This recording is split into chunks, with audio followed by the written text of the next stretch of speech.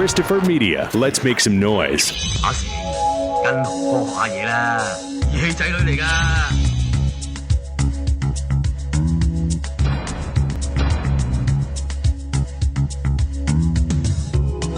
阿媽嘅人就花邊啲，不過好唔掂㗎。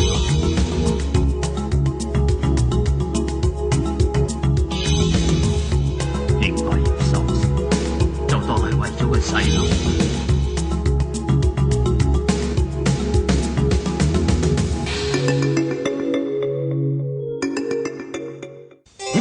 緊要，你冇侮辱我朋友。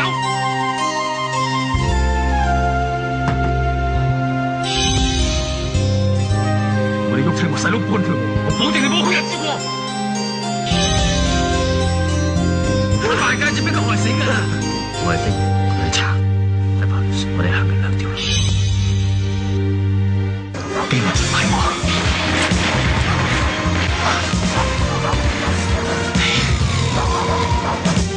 在道义上，我们绝对尊重蒋信宇的朋友，但是绝不纵容出卖他。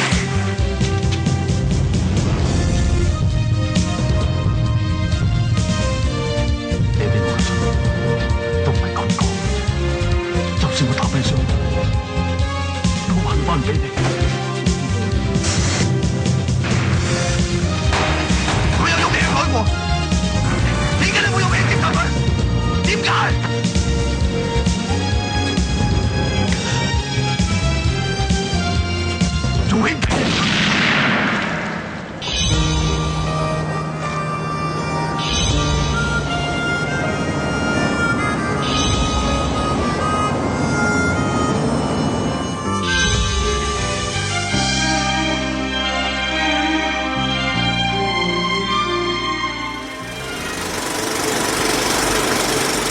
？Welcome to the Projection Booth. I'm your host, Mike White. Joining me once again is Ms. Beth Accomando. Thank you for having me back on. This week we are discussing A Better Tomorrow. Released in 1986, the film is seen as a hallmark of the heroic bloodshed subgenre of action films, doing for gunplay what a generation of Hong Kong films had done for swords. The film tells the tale of Ho, played by T. Long, a criminal whose younger brother Kit, played by Leslie Cheung, is a police officer. He's betrayed by a fellow gangster and sent up the river. When he returns, he wants to stay on the right side of the law, which is much more difficult than it should be. That's a very simple version of a story which speaks to loyalty, brotherhood, and that put Chow Yun-Fat on the map as a bankable action star. So, Beth, I'm curious, when was the first time you saw A Better Tomorrow, and what did you think? Well, my introduction to Hong Kong cinema actually came through that fantastic Jonathan Ross show, The Incredibly Strange Film Show. And I saw some clips from John Woo and Choi Hawk, and I was like, where the hell are they making movies like that? And then I went to a local karaoke shop where they also carried these Hong Kong movies and on Laserdisc. So that's how old it was.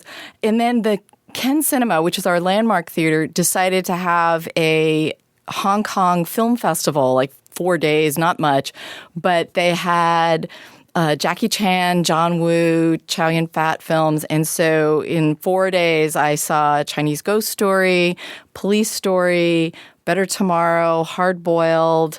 I can't remember what the other one, but it was just like I had this massive sensory overload with all these films at once. And then I went to that karaoke place, and this guy, Forrest Batson, loved Hong Kong movies. And I remember him flipping through the laser discs like 2 cubby holes at a time, like just going like at rapid speed, going through them and like pulling out the ones that he thought were important for me to watch. And then I would take these stack of laser discs home as homework and then watch them. And it was just, I mean, I could not get enough of these movies. They were intoxicating. They were like just delirious. I just fell in love immediately. I think that A Better Tomorrow might have been my second Woo. I know for sure I saw The Killer first, and I know I talked about this on the Killer episode that we did, that I had a friend, Mike Thompson, who's been on the show before. He was on the Highlander episode, and he described The Killer as the Evil Dead 2 of action films. I said, okay, whatever that is, I need to see it.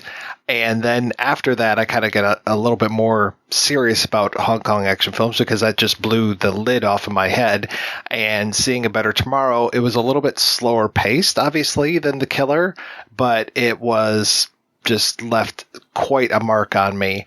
And that movie really showed me, more than The Killer even, was a better entry in the whole heroic bloodshed type of, talking about loyalty and all these things. Just that whole idea of the betrayal, the three gangsters at the beginning, the relationship of the three characters, the literal brothers and then the gangster brothers, and just seeing all of those things play out. And it's amazing to go back to that film and see the way that there are so many seeds that are planted in A Better Tomorrow. And of course, some of those had been in previous Woo films, but A Better Tomorrow was kind of like a real sea change for Woo. And to see those seeds kind of grow up into some of the other things that we would see in The Killer, in Hard Boiled, in, of course, A Better Tomorrow 2, and then eventually into some of the American films. Nary a dove to be seen in sight in this film. Thank God for that, which is now more of like a cliche, if not almost a self-parody at this point, if we see a dove in a John Woo film. And religious references, too. There's churches and there's religious statues and crosses. And, he's a guy who is genuinely, kind of religious. I remember when I interviewed him, he talked about the fact that his family had been very poor and that part of the reason he was able to go to school was that he received money from some sort of American sponsor through a church. And so he talks about the church in that's part of what helped me get out. And you see kind of these references. I mean, shootouts happen in churches. And, after someone gets shot, there's like a whip pan over to some like pieta over in the corner or something. And it's interesting because it's a lot of like Catholic and Christian imagery as opposed to, something that would be more Eastern. The script for the Walter Hill remake of The Killer was more Asian than The Killer was. Like, he had the end gunfight taking place at a Buddhist temple instead of a Christian church. I was like, come on, Walter. You really don't have to sprinkle all this stuff in here. But yeah, that was his thing. Both Chow and Woo also grew up on American movies. I mean, those are the films that really seem to influence them. There's those weird parallels between Woo wanting to, if memory serves, he wanted to go into the church. And that was also the thing with Martin Scorsese. And then you see a shot like when Woo actually enters into the movie after one of the best shootouts ever on film, when he enters into the film and he's floating down through the hallway, and it's just this shot that you would expect to see in Mean Streets. And really the entry of Chow Yun-Fat into that scene before him was very similar to what had gone on in Mean Streets. So those two filmmakers, it's weird how they parallel each other at times. And the way they deal with violence too. I mean, especially Woo, there's this it's a combination of being this poetic ballet, but also very in your face. I mean, there are so many times when in these shootouts, it's not people shooting great distances all the time. There are moments when it's the blood from the guy that's just been shot sprays over the person, and killing someone has some sort of impact in some way. But I remember in Hard Boil, he's got the flour, all over his face because he just went through part of the kitchen, and then he shoots this guy at very close range, and it sprays in his face. And we later find out I believe that was the one who was the undercover cop that he kills. And in Bullet in the Head, there's, when one of the characters is forced to kill someone, it's at 6-inch range where, that's very personal. And yet there's this delirious quality to the violence as well that you can watch, and you kind of feel guilty that you're deriving so much intoxication from the images that he puts on the screen. I know it's a little late to be saying this, but I should warn people that we're going to be getting into spoilers galore on this episode. Yes. No, it's fine. You haven't let the cat out of the bag at all. So I just want to say, not only are we going to be talking about A Better Tomorrow, but we'll talk about A Better Tomorrow 2, we'll talk about A Better Tomorrow 3, we'll talk about Bullet in the Head. Of course, we'll be talking about other Woo films along the way. I don't think we can really ruin like Face Off or a Broken Arrow for you, but there are other things. And then also we'll be talking about like the remake of A Better Tomorrow, both the Indian and the Korean version. So there's a lot of stuff that's going to get ruined for people. So if you haven't seen these films and don't want anything spoiled for you, but really so much of, and one of the reasons why we're talking about A Better Tomorrow is that so much of what we know in action films today is influenced by what could have been seen as a little Hong Kong action film from 1986, and that it was a huge hit when it came out, and it made this giant impact on all action films, and it was amazing what it did for Hong Kong cinema, what it did for action movies, what it did for the stars of this film, especially Chow Yun-Fat. I mean, that people listening to this episode know the name Chow Yun-Fat comes from the success of A Better Tomorrow, and then what he did after he parlayed that success. I mean, he was a great actor at the time. He had been on television, he'd been in a lot of movies, but this really put him on the map. And so I just want to let people know that we're going to be talking about that kind of stuff. And one other thing, just a little bit of trivia on here. This is actually, according to the Hong Kong Film Awards, this is the number 2 of the best 100 Chinese motion pictures that have ever come out. So I'm surprised that it's number 2 and not number 1, but I guess they had to kind of throw a bone to China itself. And so 1948's Spring in a Small Town is the number 1. And I can't say I've seen that one yet, but I have definitely seen the number 2 film. And if you haven't seen it, even with the spoilers, it's still worth seeing. I mean, we can discuss it till we're blue in the face, but nothing matches that imagery on the screen and the effect it has on you. I mean, I just hope that people hear this, and if they haven't seen it, just can't help themselves but go out and rent these films immediately. Well, there are so many amazing moments in this, and even in the opening credits, you're getting just these images that will stay with you forever. And I mean, I think it's even on it might be my profile picture on my Twitter, the image of Chow Yun-Fat lighting a cigarette with a $100 bill that's on fire. That's in the opening credits of this. And then it just goes up from there. Like a throwaway shot. Shot. Most people would build a scene to that. And John Woo just tosses it out there like, I can create this anytime. Chow is just so charismatic. I mean, he comes on the screen and he's got this smile, and you can't resist him. You can't take your eyes off him. I mean, everything about him is just like perfectly tuned to make him like the poster boy for Hong Kong cool. That he almost wasn't cast in this. He was the one that they were unsure of. Like, well, we've got Leslie Cheung, who's a bankable canto pop star, and we've got T. Lung, who is a bankable action star of old. We're not really sure about this Chow Yun-Fat guy. And that basically he steals the film from everybody involved. So what was it like meeting Chow Yun-Fat? All right, I've gotten to meet him. I think it's been 3 times now, and each time I kind of have had a story to tell about it because he's a really great guy. And the first time was I believe it was 96, and I interviewed him at this like Century City hotel, and he walked over like in flip-flops and a T-shirt from where he was staying at some friend's house. And he walked over, and then he apologized profusely because he hadn't brought a wallet with him, so he had no money. And I said, we'll just we can go sit in the restaurant and just have a cup of tea or something.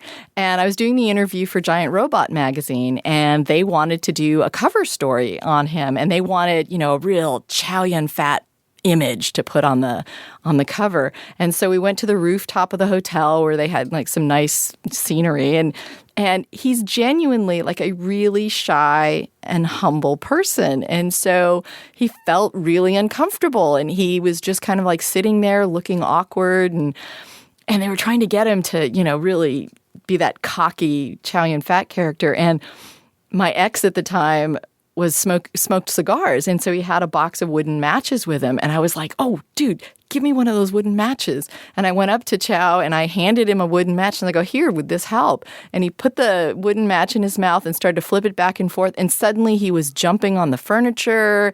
And, he ran to they put him in the divide on the middle of the big street we were on. And he was like doing these kung fu moves in the middle of, LA traffic. And he was a different person, but it was just like he just needed something to take him out of himself and to kind of pretend he was someone else. And it was great. And they got a great cover shot for the Giant Robot magazine. Then the second time I interviewed him, I had driven up from San Diego with a friend who was going to run the audio for me. And it was raining and we barely made it on time for the interview. And we rushed in to do the interview. And he came up to me and he shook my hand and he goes, Beth, how are things in San Diego? And then he kissed me on both cheeks. I forgot every question I was going to ask him. And I know, he has a good publicist who told him, this is Beth. She's from San Diego. You interviewed her, she interviewed you once before. I mean, I don't in any shape or form think that he actually remembered me. But the fact that he kissed me on both cheeks, and I was like that ridiculous 12-year-old girl in the audience in A Hard Day's Night, total fangirl. And my friend who was with me had to bow his head and was giggling because he was just you just melted into this ridiculous thing that couldn't form a sentence. It was just it's so embarrassing to admit that he had that effect. He's a genuinely really charming guy. And when I remember I was on the press tour for Curse of the Golden Flower, and they had set up interviews for me for Zhang Yimou and Gong Li, but they hadn't been able to set up an interview for me with Chow Yun-Fat. But it was a press day, so everybody's kind of in this hotel area, and everybody's being interviewed. And the publicist was really kind of annoyed with him. She goes well, everybody else was so easy to deal with, but he's just been really difficult, and we haven't gotten an answer from him about doing the interview. So I wouldn't hold out any hope for getting this interview. And I was thinking I go, wow, that doesn't really sound like him. It's always been easy to set up interviews in the past. And so she and her assistant were just kind of all right, he's just arrived.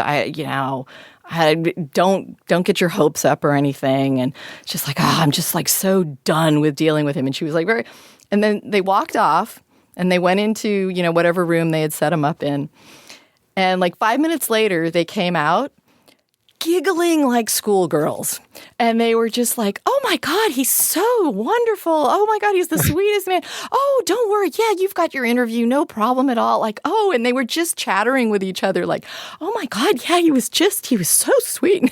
I was just going oh my, see, he's got that charm. You can't resist him. Even if it was him who was mean, he would just smile at you and take your hand and kiss it. And you're a goner. But he's a very self-effacing guy. It's hard to get him to talk about acting in terms of interpreting his role or what he did. If you ask him about parts, sometimes he'll just say I remember that costume was really uncomfortable, and things like that. And he doesn't like to kind of, be very introspective about his performances. He says, I'd rather go cook a nice meal for someone or something. But he was a genuinely really nice guy and utterly charming. And if he had said, will you run off with me today? I would have gone. Yeah, I wouldn't be able to blame you there. I bet if he asked you, you'd go too. In a heartbeat. Well, and then there's also the great story about he wore these Alain Delon sunglasses in the film.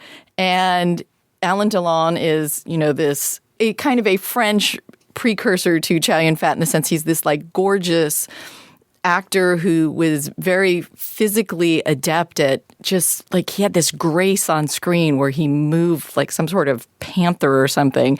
And so Chow wore these Alain Delon sunglasses, and I guess the sales of those sunglasses skyrocketed after he did this. But it was those glasses and the duster coat, this kind of Western hero kind of look to him, and lighting up the cigarette with the counterfeit bill, and just. He was just absolutely cool on screen. You can't resist him. That's all there is. This movie, and when I watch it now, I can really start to appreciate some of the things that Woo was doing, because this wasn't just a dumb action movie by any stretch of the imagination. Just to see the way that he sets up the shots, and that we've got Chow Yun-Fat and T-Lung in the back of this car towards the beginning of the film, and then we've got Waise Lee in the front. And so we're getting these two shots of Fat and Lung, and then the one shot of Lee, which really puts him at odds with them visually. And then even when they go into this counterfeit place, we are constantly seeing two shots of those guys and then single shots of Waise Lee, putting him already out of the mix.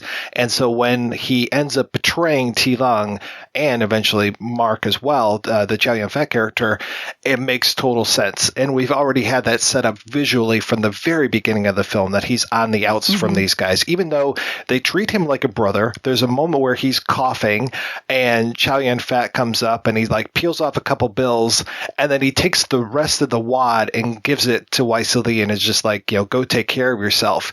And then that gets echoed a few scenes later after T-Lung has now gone to prison, and Mark, who has, the Chow Yun-Fat character, who has settled some debts and he now has a bad leg.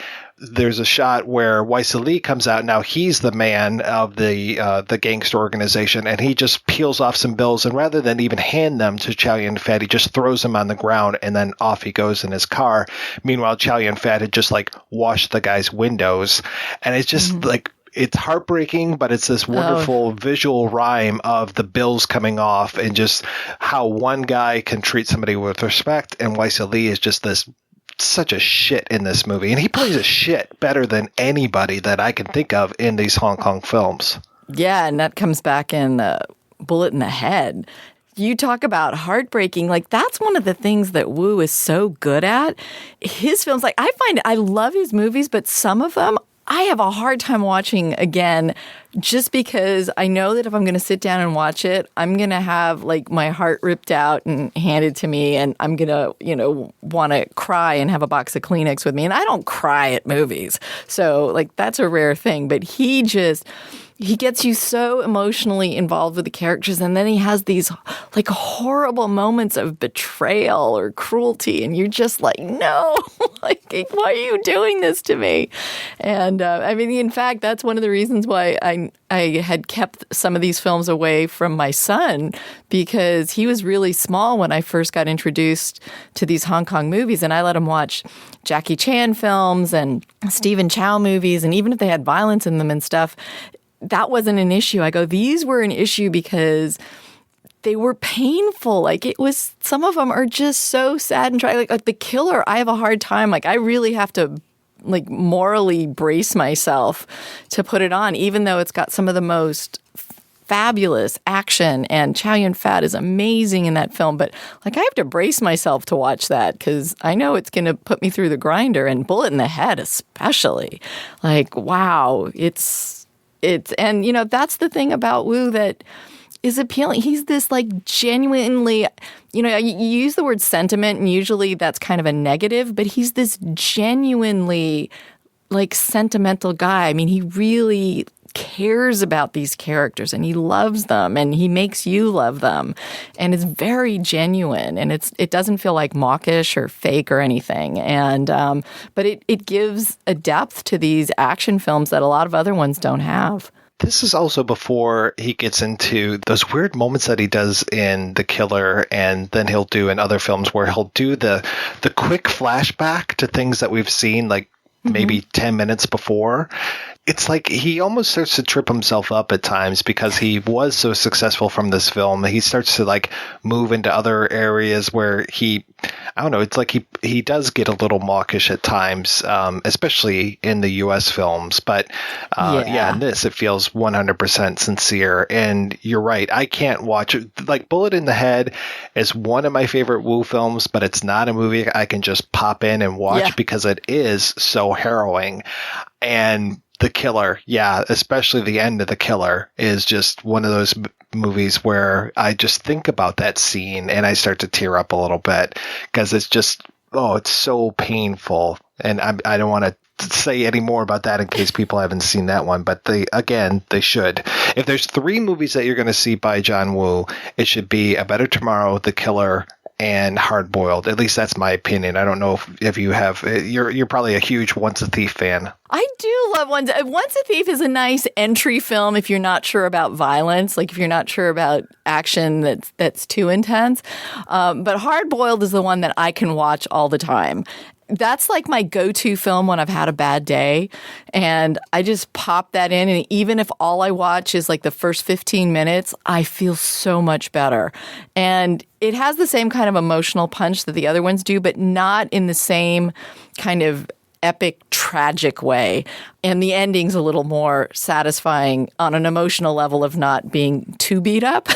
And the action in that is really over the top. I mean, Wu talked about making this at a time like before the changeover, and he said he felt like things were just insane in Hong Kong, and he felt like this was his reaction to kind of the craziness that was going on. And it was this wild, over the top action that there are so many scenes in that film that your jaw drops and it takes your breath away, and you're just like, wow, why can't people make movies like this all the time?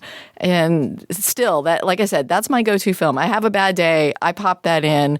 There's probably 100 people get killed in the opening 10 minutes or something, and in the most stylish fashion. And I just feel like so much better after watching that. And talk about seeing seeds that play back later, the whole lighting the cigarette with the, $100 bill. The bad guy in this one leans over like a flaming car that he's just exploded with a cigarette to light his cigarette and that. And then in Better Tomorrow 2, we have the whole sliding down the stairs in that one, whereas in Hard Boiled, we have him sliding down the banister in a little more hip and cool fashion. But that one's an easy one to watch repeatedly. The Killer and Bullet in the Head are emotionally gut-wrenching. Even in 1986, when this one comes out, there are moments where you think that they're speaking about the handover. And it's this whole idea of that, for me, comes from Once Upon a Time in the West. It's that whole idea of, the old legends are moving on.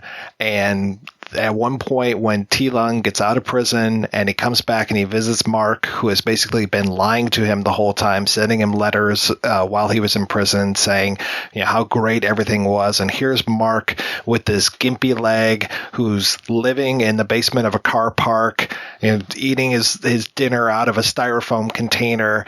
And T-Lung's just like, this is not our generation anymore. Things have moved on.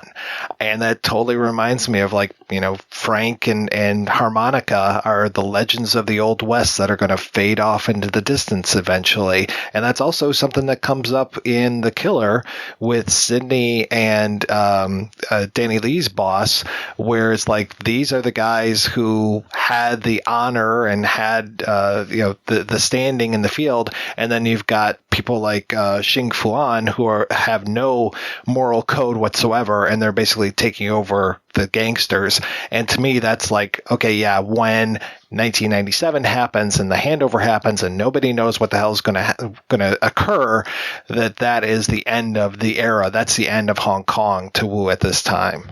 And that was key. I mean, that was one of the things when I was able to interview a lot of these Hong Kong and Chinese filmmakers and actors.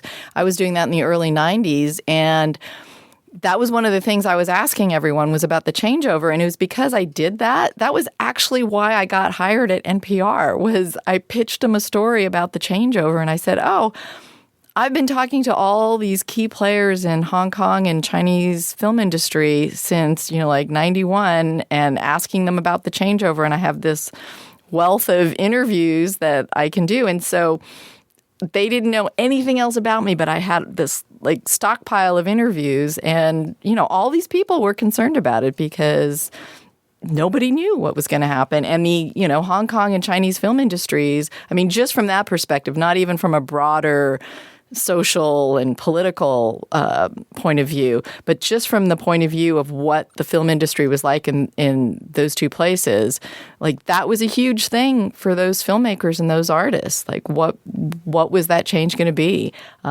China faced a lot of censorship. Hong Kong was driven by the market. So both sides were kind of looking at the other going like, I kind of like that thing going on over there, but not that thing. But like each side kind of wanted to try what the other was doing. Like, oh, to not be, mainly pushed by economics and the, what would sell at the box office is kind of appealing to me, which is sort of what happens in China. But, the people in China are going like, oh, maybe we'll get a little of this, hands off in terms of censorship and have the market drive what we do so that, if we have a film that's popular, maybe we can even get that made. So it was a really interesting time. And some of that was filtering through in interesting and odd ways through the films that were being made. The whole Tiananmen Square incident, I mean, that really scared the shit out of so many people because that seemed like it was what was going to happen to Hong Kong. It's just like, we're going to march the tanks in here and put down any sort of, free market, free ideas that you guys possibly have. And I know there's a major shift after that. I mean, just coming back from Shanghai, I mean, Pudong as the economic center that it is, which is the east side of Shanghai, that didn't exist. That was farmland in 1990. And then everything after that was basically after Tiananmen Square, it was like, okay, we really need to change gears here, and we need to become basically they wanted to become more like Hong Kong, and they started this whole new economic area for different businesses, and now it's this huge thriving thing.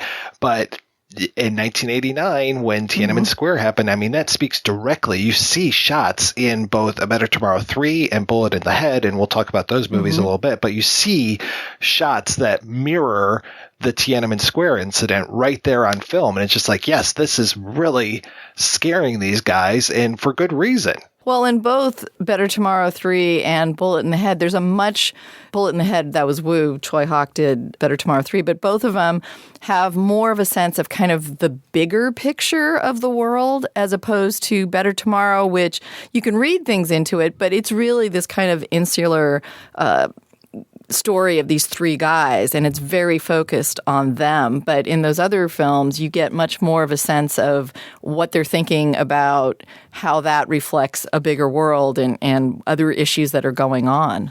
Yeah, there's definitely a lot of personal stuff in A Better Tomorrow, and it is more on that micro level rather than the macro. Like even the whole idea of the Waise Lee character and T-Lung character going to Taipei, to Taiwan, and having this horrible experience there where T-Lung gets put back in jail and where, Waise Lee has betrayed him. I mean, this whole thing really kind of comes from John Woo when he had gone to Taiwan and was working there and had a horrible experience. Obviously, he wasn't put in jail or anything, but just like not having a good time. So it's just like, these different parts of, to him, Taiwan is this scary other island, which to us over here in America, it's just like, well, yeah, China's China, but for him, it's this major thing and becomes like this den of inequity. And that's also where Chow Yun-Fat has to kind of set the record straight and take care of the guy who also helped betray them. Like, he doesn't necessarily know that Waise Lee had a hand in this. And it's this other guy who he takes care of. And that's the scene that we were talking about earlier, where he comes in and they're playing this amazing canto pop song. And he comes in with this girl and is pretty much acting drunk and pawing all over her and going through this hallway. And as he's approaching each one of these flower pots or plants that's in the hallway, he's putting a gun in each one of the planters.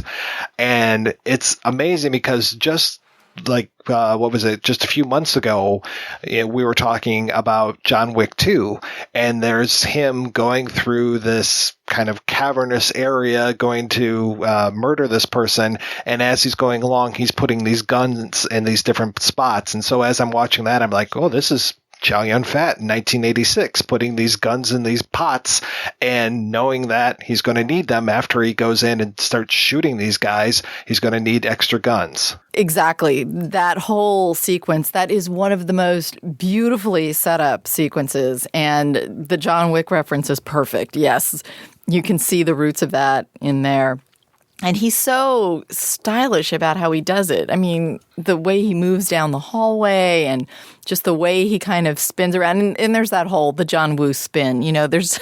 Oh, and the John Woo slow-mo. Yes, where, everything's got to have just a little extra flair to it. You can't just do it straight ahead. And there's always got to be that little extra twist to it. And that, that's part of... I think what made Hong Kong action films so attractive and internationally is that they just kicked things up a notch that we weren't seeing anywhere else at the time. And they were just delirious. That's the best word I can find for them, is they just made you feel a little bit drunk on style. And the thing, too, that I loved is not only do you have the beauty of it, but then you have the brutality, too. Because after the guy shoots Chow Yun-Fat in the knee and he comes over and there's like the baddie that he was there to kill. And not only does he shoot that guy, but then he unloads his clip in the guy's face. And it's just like... wow. You don't see that, but you know what's happening. And it just takes your breath away at just how vicious it is. But it's so appropriate for that moment. Vicious, and also just, it's mesmerizing. The violence in his films is mesmerizing. And I know that when I spoke to him, at the time I interviewed him, he said that he had never shot a gun himself. And his kind of film references for that was he grew up loving MGM musicals. Things like Singing in the Rain and Seven Brides for Seven Brothers. And there is a very choreographed musical kind of feel to the way he does his action sequences.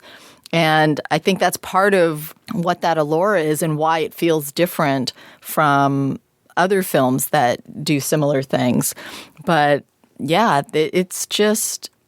that sense of choreography, I think, is so key to what those Hong Kong action films did. I mean, I know they may call it stunt choreography here, but what they were doing back then was just so light years ahead of the kind of stuff they were doing here in the U.S. And I had a friend who was a cinematographer, and I remember showing him the opening to Hard Boiled, and he looked at it and he was just like, oh my God. He says, like, we couldn't even begin to do that. He says the rules and the laws and stuff. He says, like, we couldn't put that many people into an action scene like that and be able to pull it off with the union rules and certain things. He says, like, we just can't do it. And he was like amazed and impressed by that opening sequence.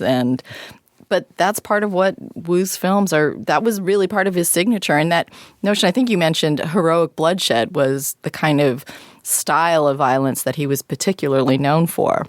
Your mention about the union rules, that always reminds me of the opening of Police Story when Jackie Chan is driving through that shanty town and you see one guy on a roof and he basically jumps off as a car's going through the building on which he's standing. And I'm just like, they couldn't do that in the States. Just the stuntmen alone would riot. But these Hong Kong stunt people, they were a different breed of people. Well, and also at that time, and I mean, this is part of what you see too in kind of like the wave of action films as they kind of move from country to country, is that back then there were very little rules in terms of what you could do, and nobody would insure anyone either. As the Hong Kong industry grew, there were some rules that came in and safety things, and the cinema style of action changed a little bit. But then, you move over to Korea or Malaysia or Vietnam or some other place where the kind of the laws protecting stunt people are not really there. So you look at some early Korean stuff and you're going like, wow, like they're doing what Hong Kong was doing 10 years ago. And part of that change in like where the craziest action films are coming from is like, where are there no rules protecting these people, And then as the rules kind of come in, their action kind of gets dialed down a little bit. There's still, a lot of talented people making films, but there is a real reason why some of those films could be as crazy as they were. And, part of that is like what they were allowed to do. And you can see that kind of moving around through these Asian countries where here's the craziest thing going on now. And then you start to think about it and go, there's an interesting documentary, Action Boys, about Korean stuntmen. And they talk about how there were just no rules there were no laws, and there were no anything protecting them. So filmmakers could do just about anything. And, as that kind of changed, the ability for them to do as crazy as stuff as they did kind of changed a little bit. You talked about the musical influence on A Better Tomorrow, and that definitely is there in the score as well. Just the motifs that come up, the whole idea of Mark's theme, which the Chow Yun-Fat character, and just that's interesting to me because that kind of, speaking of no rules, that was one of those great things about Hong Kong cinema back in the day was copyright be damned. We don't care about copyright, and we'll lift somebody else's music directly and put it in our movie. Now, there is a great Joseph Koo score for A Better Tomorrow, but whenever they want this real extra oomph for the Mark character, they bring in Peter Gabriel's theme from Birdie, the Alan Parker film. Birdie's Flight, I think is the name of the track, and it just has this great like flute noise that comes into it, and it puts your hairs on edge on your arm, and it's just amazing that they use that, and they integrate it so well with the score because there's like the Better Tomorrow theme that goes throughout the rest of it. There's Leslie Cheung's cantopop version of it that plays at the end, but yeah, whenever Birdie's theme comes on for Mark, it's just like, wow, shit's about to get real.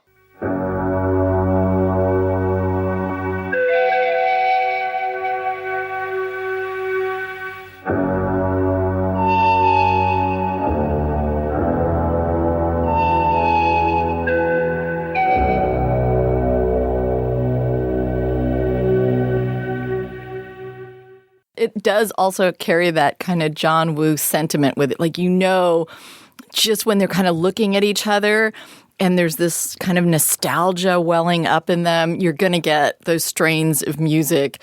When I was watching them again, I had this little hint of I remember how that Shire music keeps coming up in the Lord of the Rings films every time, like they all start looking at each other and remembering back to, when they were at the Shire and it was all safe and good. And, these guys most of these characters in Better Tomorrow, in the various incarnations that they had, there's always this kind of nostalgic looking back and longing for when they were kids and when things seemed so much simpler and better and they were all such good friends. And when things start to go sour, you get those hints of whether it's in the music or in an actual flashback or a photograph that pops up or something like that. But there's always this kind of like nostalgic longing for that time when everything seemed better for them. There's that typical Wu thing where we are killing our elders. The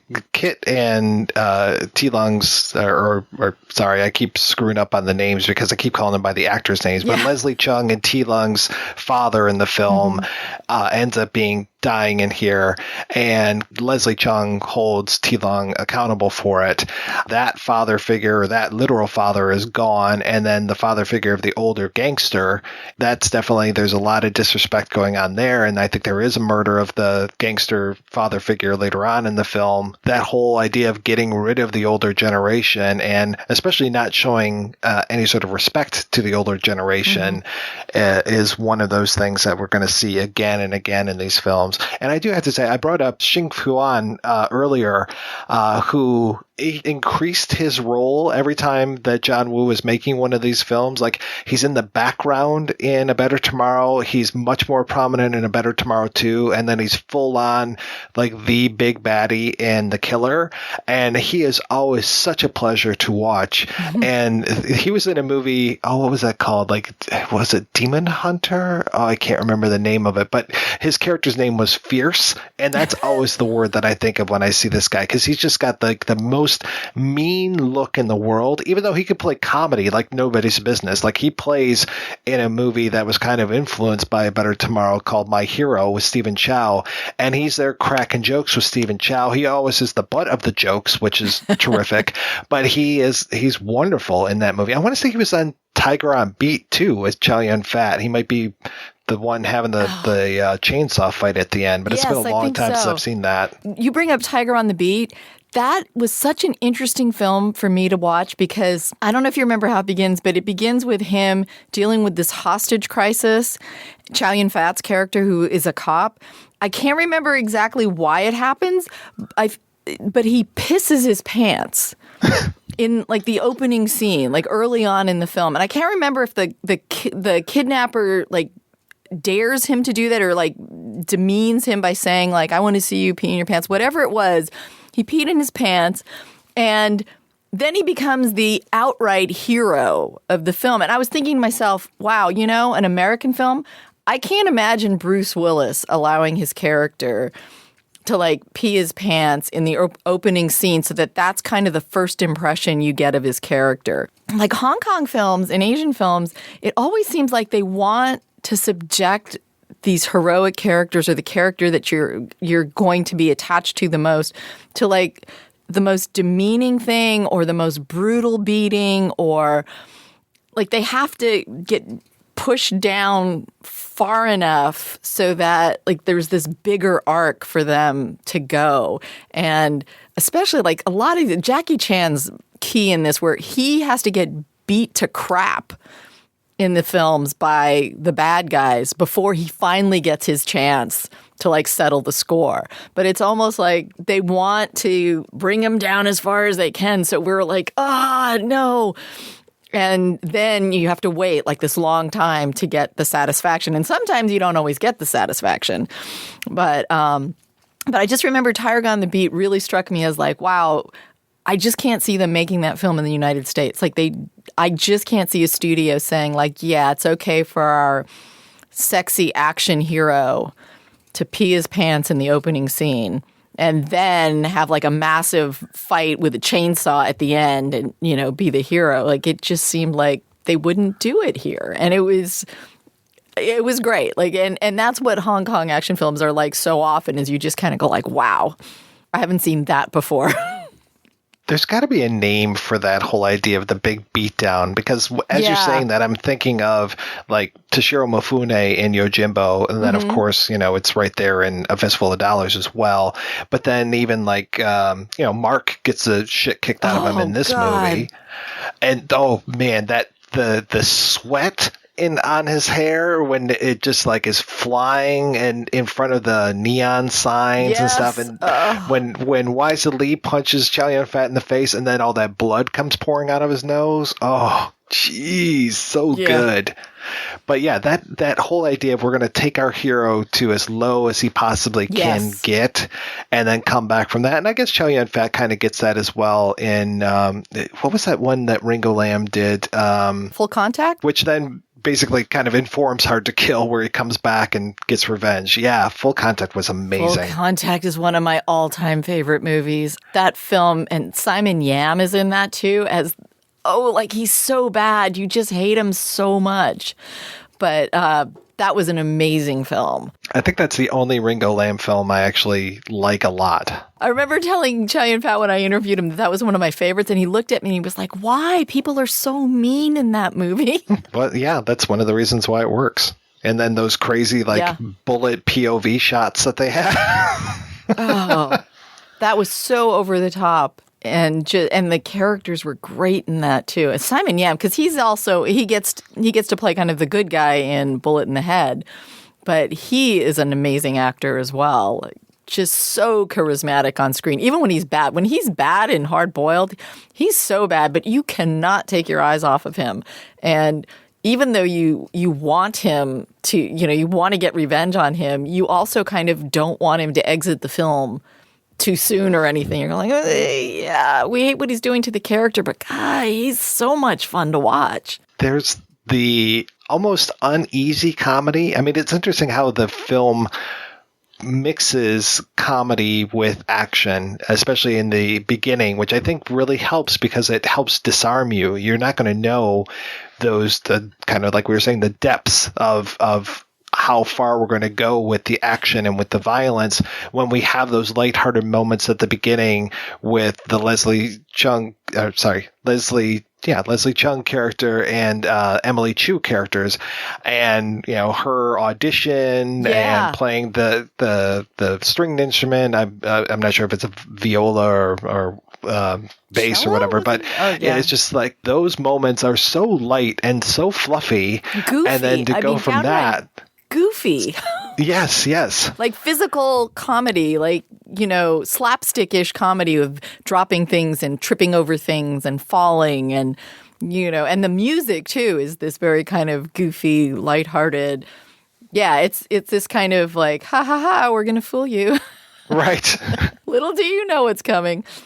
I was listening to the commentary, the Bay Logan commentary, and he was talking about the scene where they're fighting against the one guy who comes in to kill the father character, and it's like, well, if you put goofy music under this could play out as comedy, because it's like she keeps trying everything to best this guy, and the point where she comes up with the knife and then she can't get him, can't stab the guy. And I was just like, yeah, that is very similar to something that might happen in like a Jackie Chan film where somebody might have, Maggie Cheung might have a vase and she's going to bust it over the guy's head, but then she can at the last minute when he looks at her.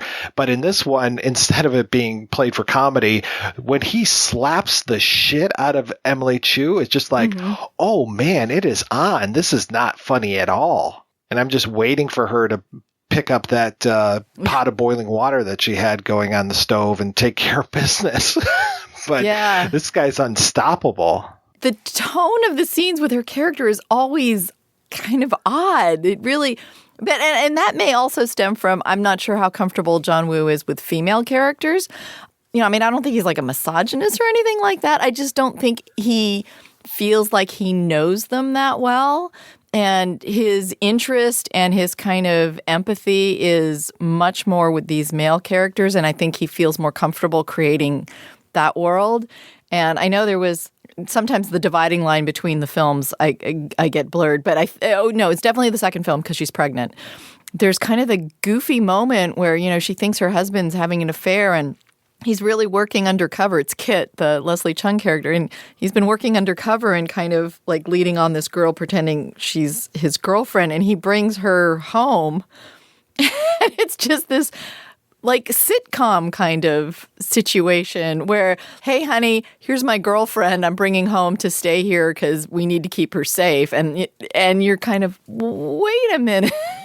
Yeah. That's kind of, my son was watching with me and he's like, isn't there like some sort of protocol about like cops shouldn't bring home the person they're working undercover to kind of, the female characters always, and I don't know if it's because he just doesn't know quite what tone to take with them. She's kind of the comic relief in the film. Yeah, that whole scene of her with her birthday cake and her turning off the power for the entire apartment. And then when the light goes on, when he turns on the lamp and she just pouts, it's like, yeah, this is really a comedic scene. A lot of this movie comes from an earlier film. I can't remember what year it came out. I want to say late 60s, called Story of a Discharged Prisoner. And in that, there were actually more female characters. But then when Wu did the adaptation, he changed a lot of those female characters to male characters. And I think that was to play a quote, the brotherhood aspect, but then also, because he didn't necessarily know what to do with some of these. Yeah, thank you for introducing me to that film because I did not know that it had been the inspiration for the Wu film.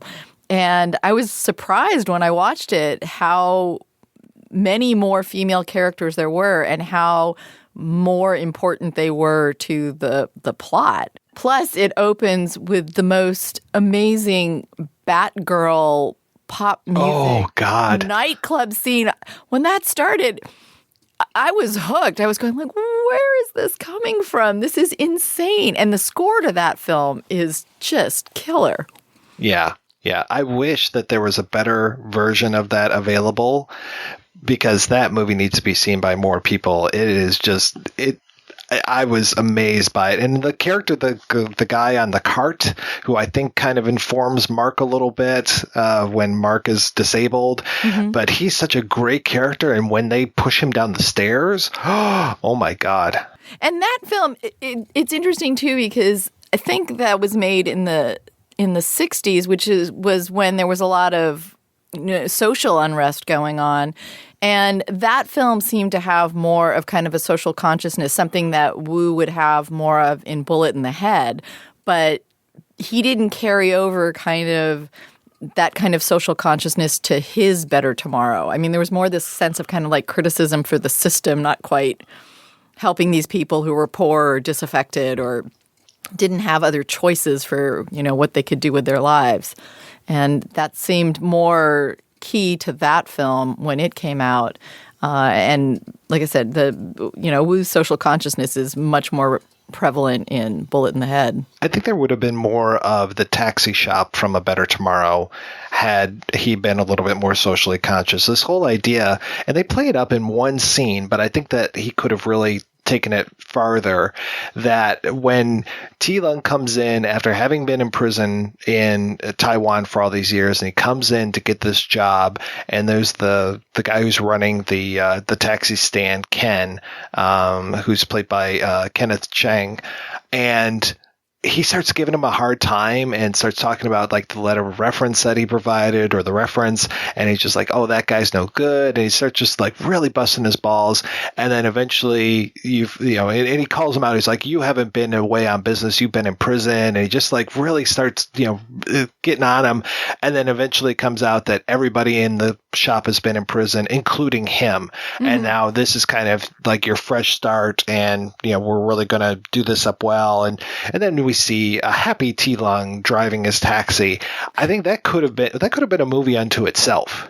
Yeah. And there's definitely, hints of that kind of awareness, but again, I think it's just where was his interest at the time, and I think he was really deeply entrenched in that whole sense of loyalty and brotherhood, and really that term heroic bloodshed is key to kind of understanding John Woo's feelings about all this, because one of the things he mentioned when I interviewed him and talking about casting Chow Yun-Fat is he talked about, I was looking for this modern knight, somebody who could stand up for justice. And he actually mentioned that he says, like, I saw that Chow Yun-Fat did work with orphans. And he says, that's what I was looking for. I wanted somebody who had this good heart to him. And he wants these characters to have this certain kind of heroism and also this sense of like chivalry. I mean, there's this sense of kind of old school honor, and that heroic bloodshed is really very John Woo. I mean, that term may be applied to other films, but other filmmakers didn't quite get it the same way that he did. And I mean, it seems just deeply entrenched in his DNA in terms of how he kind of creates the characters and the films and the violence and that sense of, having somebody who betrays you to kind of be part of the key element in the plot. That term just so fits him. There's another film from the late 60s that informed some of A Better Tomorrow, though I think some people have kind of blown it out of proportion, and that's the 1965 version of Once a Thief. And the reason why I say 1965 version is because then a few years after A Better Tomorrow, John Woo would make a film called Once a Thief. Now, it is not a remake. It is the Once a Thief. The Woo film is very much a comedy, whereas Once a Thief 1965 is much more of a drama film. But it kind of sets up some of the same things, having a former con who's trying to stay on the right side of the law, and his brother, who's played by Jack Palance, is on the wrong side of the law. The guy who's trying to stay on the right side of the law is somebody that you mentioned already, Beth, Alain Delon, and just kind of their conflict going back and forth. And really, there's one character in here played by John Davis Chandler who to me, he kind of speaks to a character trope that we're going to get in Wu films later on, which is the mysterious man in the sunglasses. Mm-hmm. And we get him, I think he first makes his appearance in a Wu film in A Better Tomorrow 2, but he's not necessarily in A Better Tomorrow 1. But there's a lot of shots of this John Davis Chandler's character who wearing these dark sunglasses. He's got this amazing dyed blonde hair, and he is he basically takes over the movie. He is so good. Van Heflin is really good as this dogged inspector. He kind of reminds me of Sterling Hayden in Crime Wave, where he knows that, the main character is in the wrong, and he's going to do everything that he can to possibly prove that he's in the wrong, whether the guy's in the wrong or not. And he's put in this bad situation and, forced to do things because of a kidnapping. I can't say that I necessarily really liked Once a Thief 1965, but there were some interesting moments, and then I thought it was interesting too that DeLon was in there. I think for me, and I like Anne Margaret usually, but Anne Margaret, oh my God, is she shrill in that film. She reminded me, going back to A Fistful of Dollars, she reminded me of that horrible kid who is always like, no, mama, no, throughout the entire film, and you just want to strangle him. But yeah, you bring up Alain Delon, and there is a real kind of lineage, I think, between him and Chow. They have this same sort of physicality on the screen where they're just really gorgeous to look at, but they also have this ability to move that lends them to these kind of action sequences where you just kind of are hypnotized by the way they move on camera. There's something about them that is hypnotic, and they do share this kind of screen lineage that is very fitting. So that those two films, even if they're not exact remakes or anything, you can totally see where Chow could have watched those and said like, oh yeah. Well, then, of course, the whole Les Samurai, the killer connection is, especially that opening of Les Samurai. But I won't get into that too much. We should probably concentrate more on A Better Tomorrow. And yes, sorry. No, I'm not. That's not a criticism. I don't want to talk about the end of the film, but when we talk about heroic bloodshed, this is where the bloodshed comes into it, as well as the heroism. And that whole idea that you were saying as far as being very close to the violence as opposed to shooting somebody 10, 20, 30 feet away. That's definitely part of this as well. And these are more of these images that just stay with you for the longest time. We had, and again, a nice echo to the beginning of the film, we had T. Lung in this white suit when they go to Taiwan, when he and Waise Lee go to Taiwan. And then at the end, here's Waise Lee in the white suit again. And it's like the white suit is the suit of power almost. And him, telling T. Lung that I've got money, and because I've got money, you're going to go to jail, and I'm going to go free within 3 days. Money can turn black to white and white to black, and things are really going to go to shit for your brother because I'm going to get out of prison. And when he goes over and he starts to put his hands up to surrender, that is one of those images that is in my head. That's right there with James Cromwell at the end of LA Confidential, putting his hands up. Show them your badge so they know you're a police officer. The ending of that was such a shocker when I saw it the first time. And I wanted to replay the scene because I felt like at the end I was going like, did I? No, like that really just happened. And It was a real shocker. And I can imagine audiences seeing that and being taken aback by how the turn at the end of that. So A Better Tomorrow was a huge hit. And what better to do with a huge hit but make a sequel? And we've talked about this before. We talked about it on the Highlander episode, where you're going to want to make Highlander 2. Now, I can't say A Better Tomorrow is as bad as Highlander 2.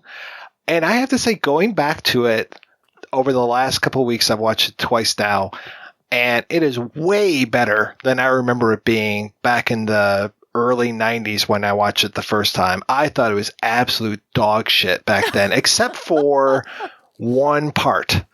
And that one part is the end of the film, because when we talk about bloodshed, Yes. oh my goodness. And the ballet of violence. And the heroic bloodshed, yes. Oh, man. The last, 20 minutes of the film is basically an all-out gunfight. Mm-hmm.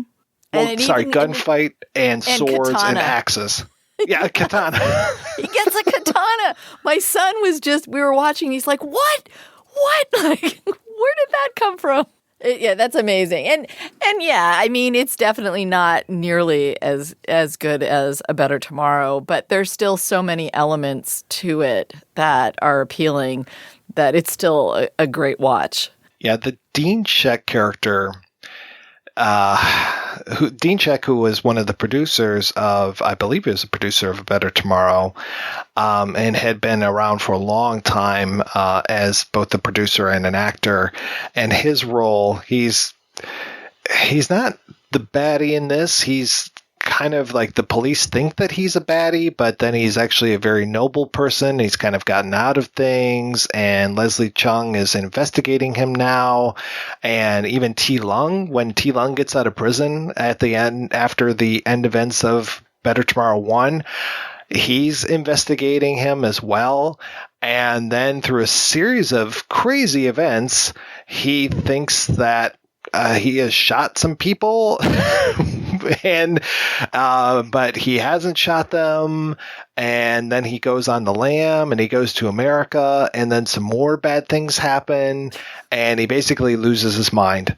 But luckily, there's somebody in America who's going to take care of him, and that is Chow Yun-Fat, who is back in this movie, even though, spoilers for Better Tomorrow 1, even though he died in A Better Tomorrow 1, he's back as his twin brother Ken in A Better Tomorrow 2. I know, that was just so crazy.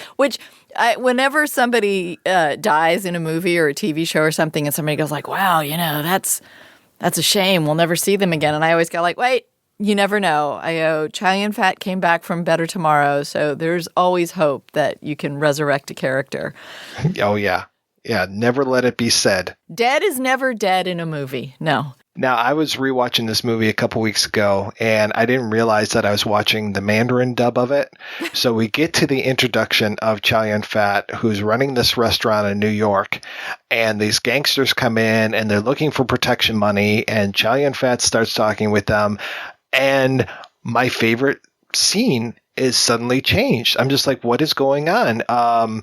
He's speaking to them in Mandarin, and I didn't realize that he was speaking Mandarin. I thought he was speaking Cantonese because my mind was just attenuated to it.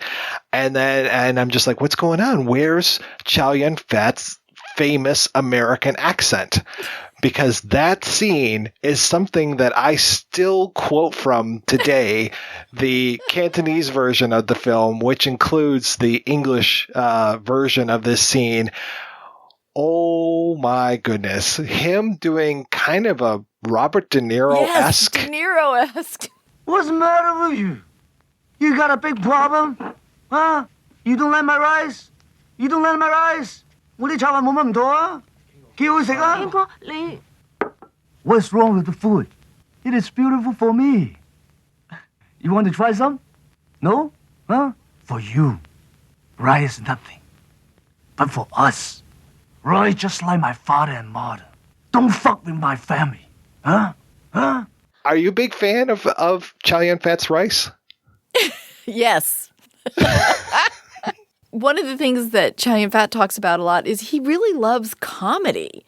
He loves doing. I mean, I think I had asked him, like, who are your favorite actors? And his response when I had asked him was, do you know Mr. Bean? Like, Mr. Bean is amazing. And he was like, I would love to do something like that. So he's got, and there are some comedies that he's actually been in, and he's very funny, but I think he does enjoy kind of like taking things to a certain comedic level sometimes and engaging in certain kind of very broad physical or facial comedy, which comes into play here a couple times. It was funny. I was talking about this movie to Maurice Brzezinski, who's been on the show before. And as soon as I brought it up, he goes, do you like my rice?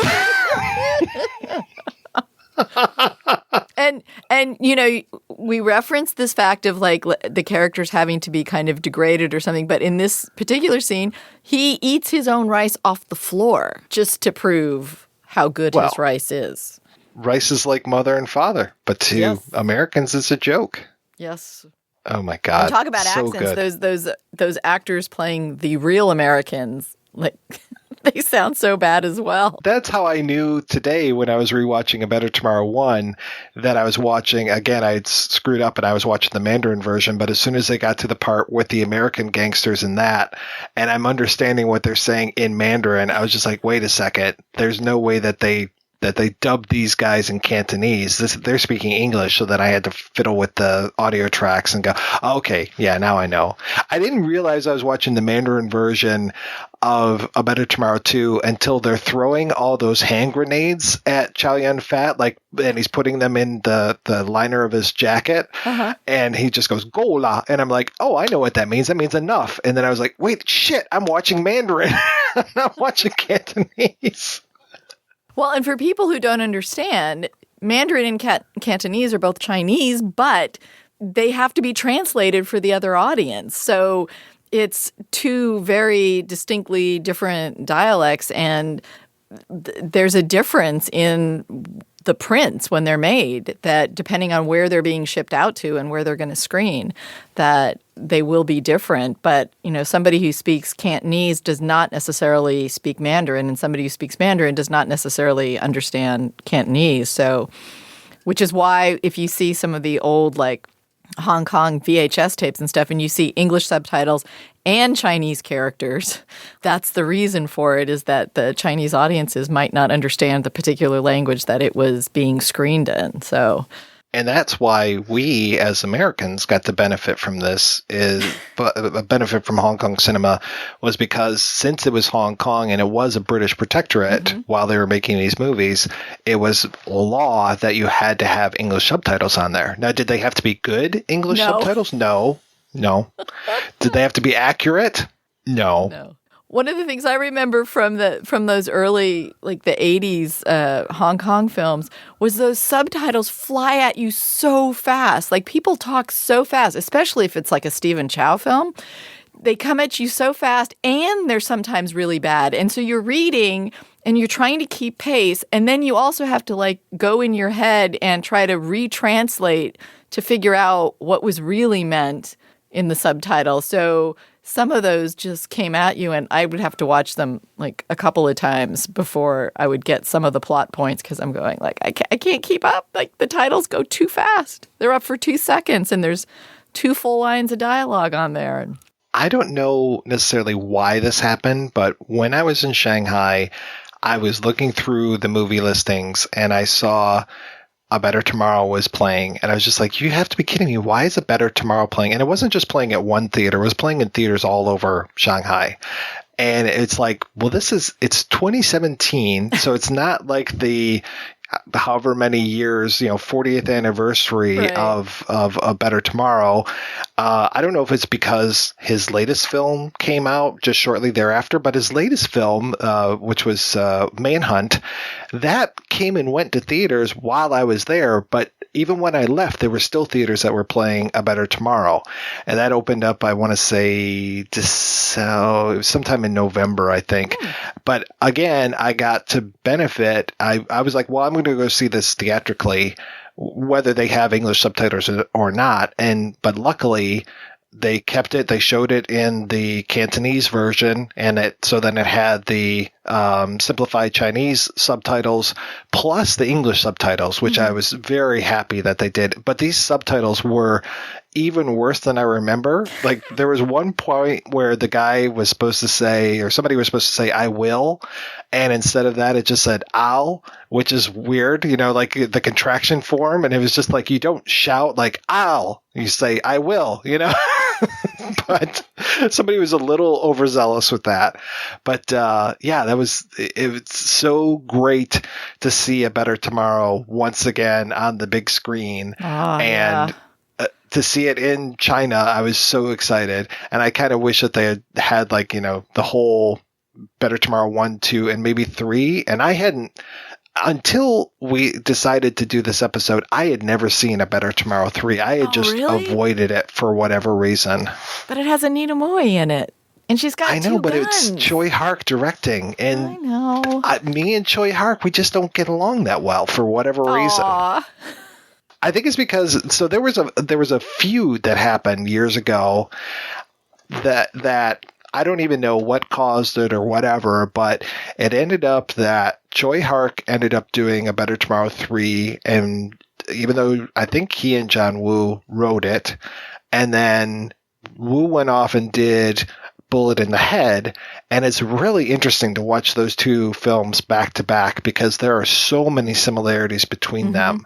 But one is now I can't even say that A Better Tomorrow 3 is a direct prequel because it's like the character who's supposed to be T. Lung isn't the T. Lung character. It's just really kind of weird, you know? So like we get Mark again, and he's back to being Mark. Chow Yun-Fat is in it, and he's back to being Mark because he's not dead yet. Right. Prequel. Yeah. But then, and it kind of echoes a little bit of Bullet in the Head of them going to Saigon and having all these adventures trying to make money off of the war. But then really becomes the Anita Mui film, and I'm glad for that because I love her. Well, and I think Choi Hawk was more comfortable with female characters and didn't have issues with centering films around women characters. And so, you know, she gets to be, as she's been in other films, the kick-ass action hero. And you could say, you know, she's the one who taught Mark how to shoot two guns or, you know, have his particular style. It's kind of, I mean, it's almost like Choi Hawk going back and going like, all right, I'm going to like kind of change the mythology of this a little bit and throw in a female character to say that she kind of showed him the ropes or that she kind of, you know, laid the groundwork for what he was going to be later in the Better Tomorrow film. But yeah, it's a very different film because Choi and John Woo are very different filmmakers. So it's a very different kind of film, and you don't get that sense of the brotherhood and the loyalty and the betrayal in the same way that you do with John Woo. It's a different emotional tone to it. And then the biggest thing of them drinking piss wasn't in it either, was it? Oh, yes, nobody drinks piss in Better Tomorrow 3, but... Which is bizarre.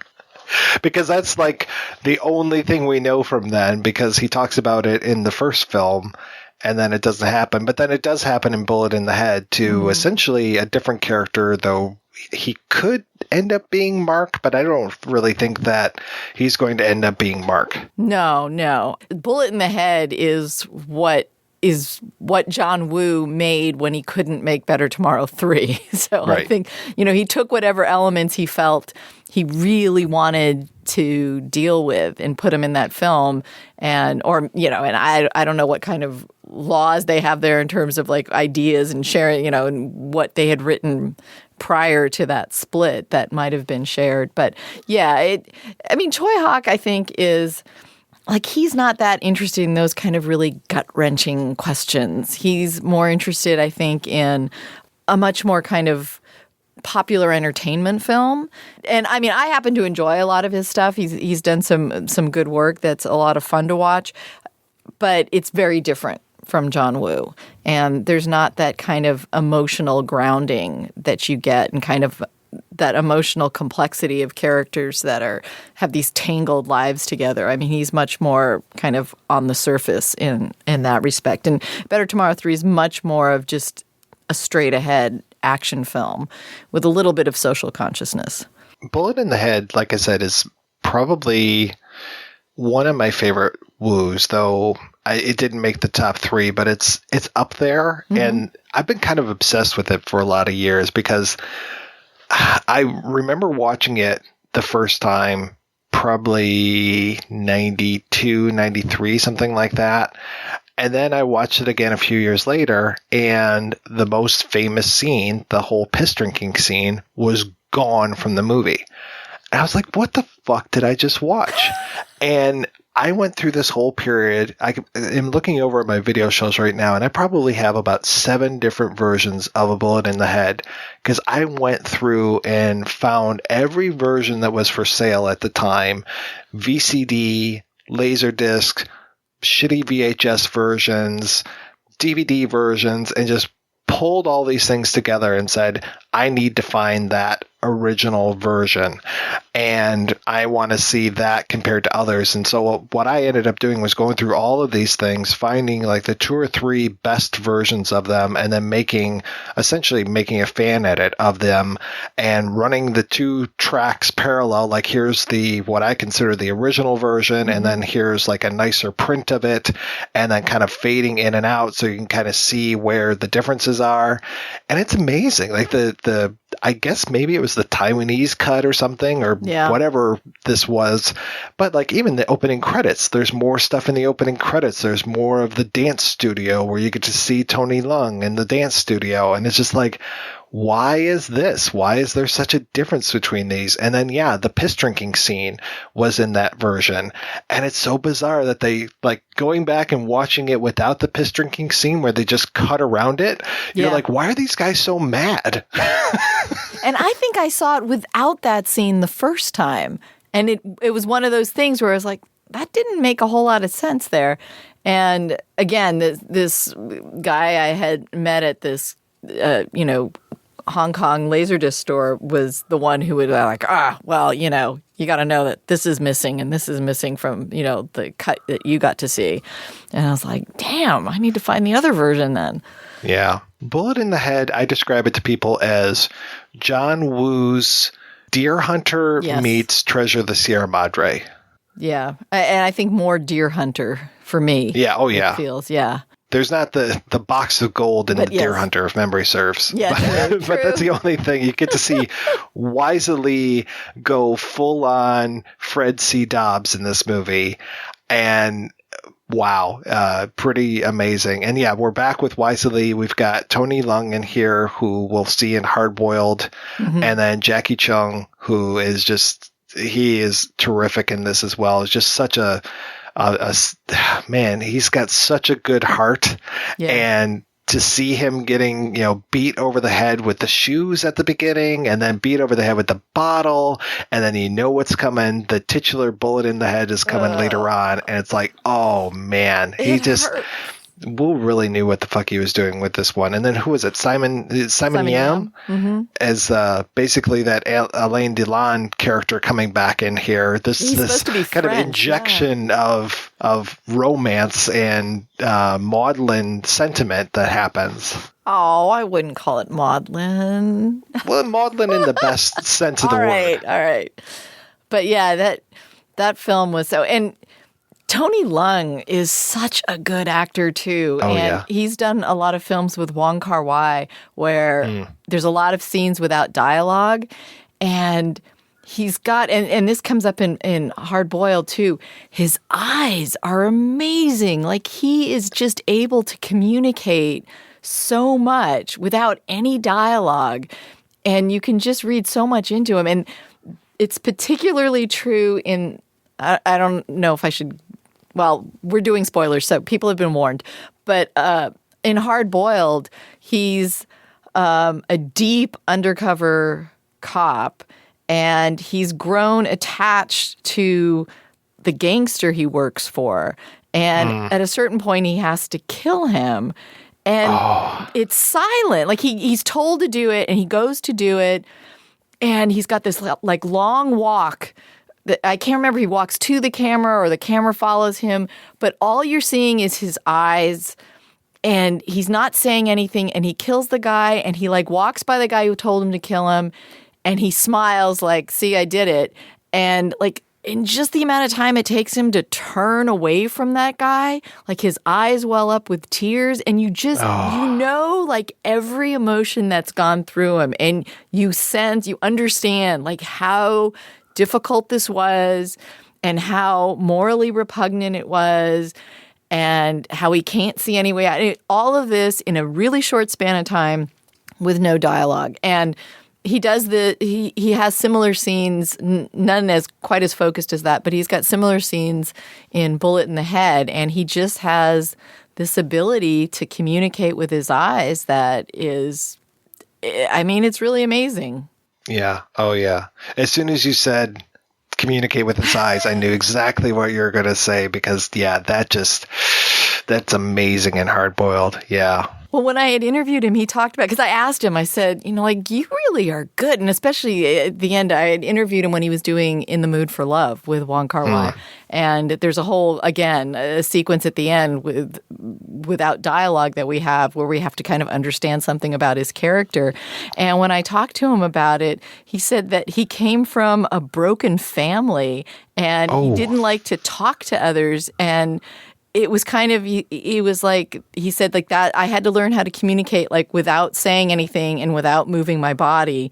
Because we kind of had to, you know, just like connect with our eyes to communicate. And he said he felt very, you know, kind of repressed and restrained. And he thinks that that's part of what might have helped him learn how to communicate complex emotions without dialogue or anything else. Because again, it's not body language either. I mean, he's a very subtle actor compared, like Jackie Cheung is great in this, and he's got this kind of, you know, a bit over the top performance, especially when he kind of goes crazy at the end.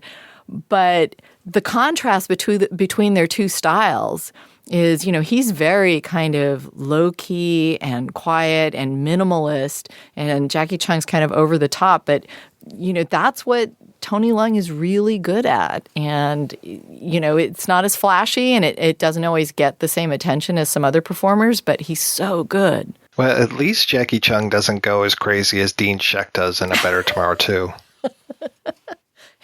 He doesn't get food shoved down his face, too. Oh, God. That wears thin pretty fast. Although you do get a scene of Chow Yun-Fat cooking, and he talks about the fact that he actually, like in real life, loves to cook. Like that's one of the things he loves to do. So you get a feeling like maybe you got a little piece of like the real Chow on screen there. Well, I do like his rice. Don't we all? Well, I can't think of a better place to take a break here and play a trio of interviews. I guess that's appropriate since we keep talking about these movies with trios of heroes and trios of where one person betrays. Hopefully, none of these people will betray one of the other. But the first interview is with Professor Karen Fang, the author of the new Hong Kong cinema book, John Woo's A Better Tomorrow. The second is with Professor Kenneth Hall, the author of John Woo the Films. And finally, we'll hear from Barna William Donovan, the author of The Asian Influence on Hollywood Action Films. And we'll be back with all of those after these brief messages. You guys look like... What do they look like, Jimmy? Dorks. They look like a couple of dorks. If you're looking for dorky, geek-filled content where you can nerd out over movies, television, comic books, and so much more, then you've come to the right place. The In the Mouth of Dorkness podcast is bringing geek-related content to you 3 times a week.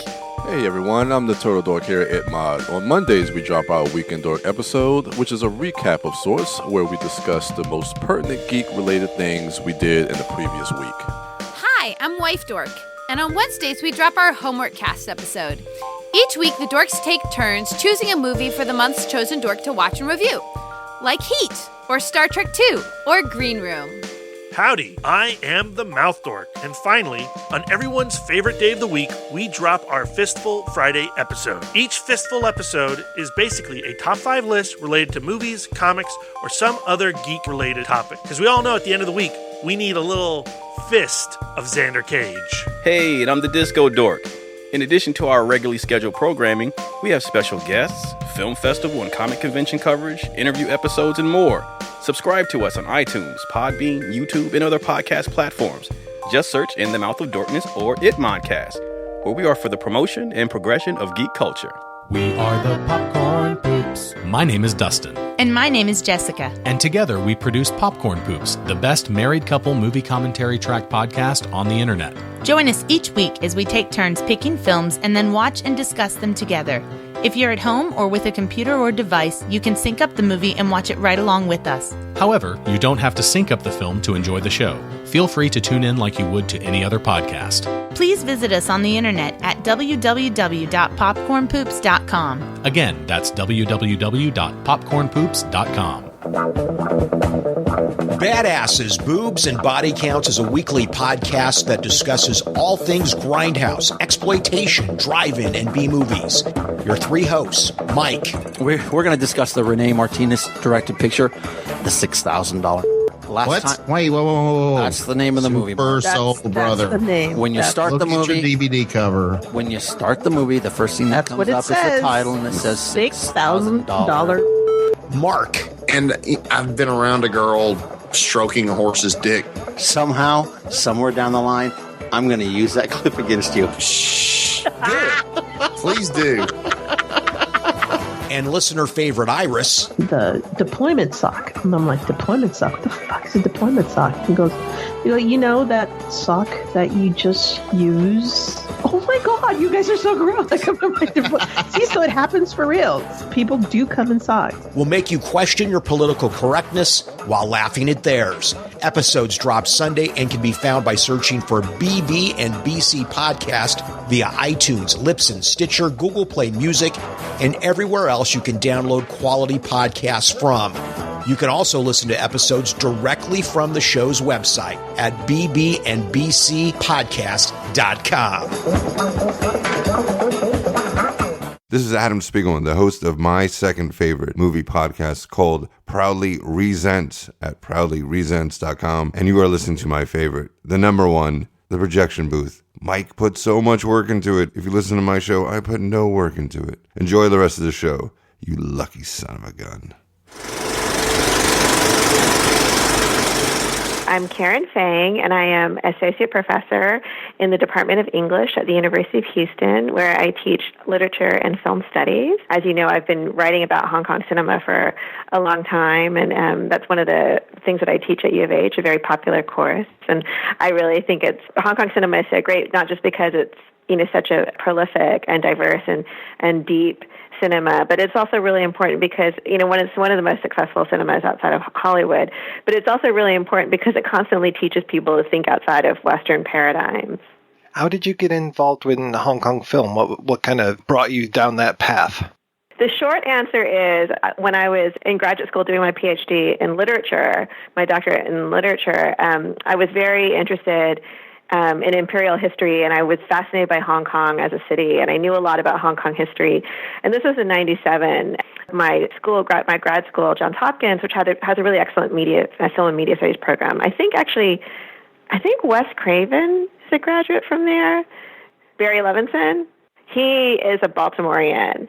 And they're actually big supporters right now of this expanding media program at Johns Hopkins. But aside from that, so they had brought in a lecturer to teach a class on Hong Kong film, to mark the reunification of Hong Kong and China in '97. And they asked me to TA it because I knew the history of Hong Kong. And I've always been a visual person. When I was even younger, I thought I wanted to go work in the industry, and so it was just really easy for me to just start writing about cinema and writing about Hong Kong film. And so I actually started publishing on Hong Kong film, I think, before I started publishing literary criticism and literary scholarship.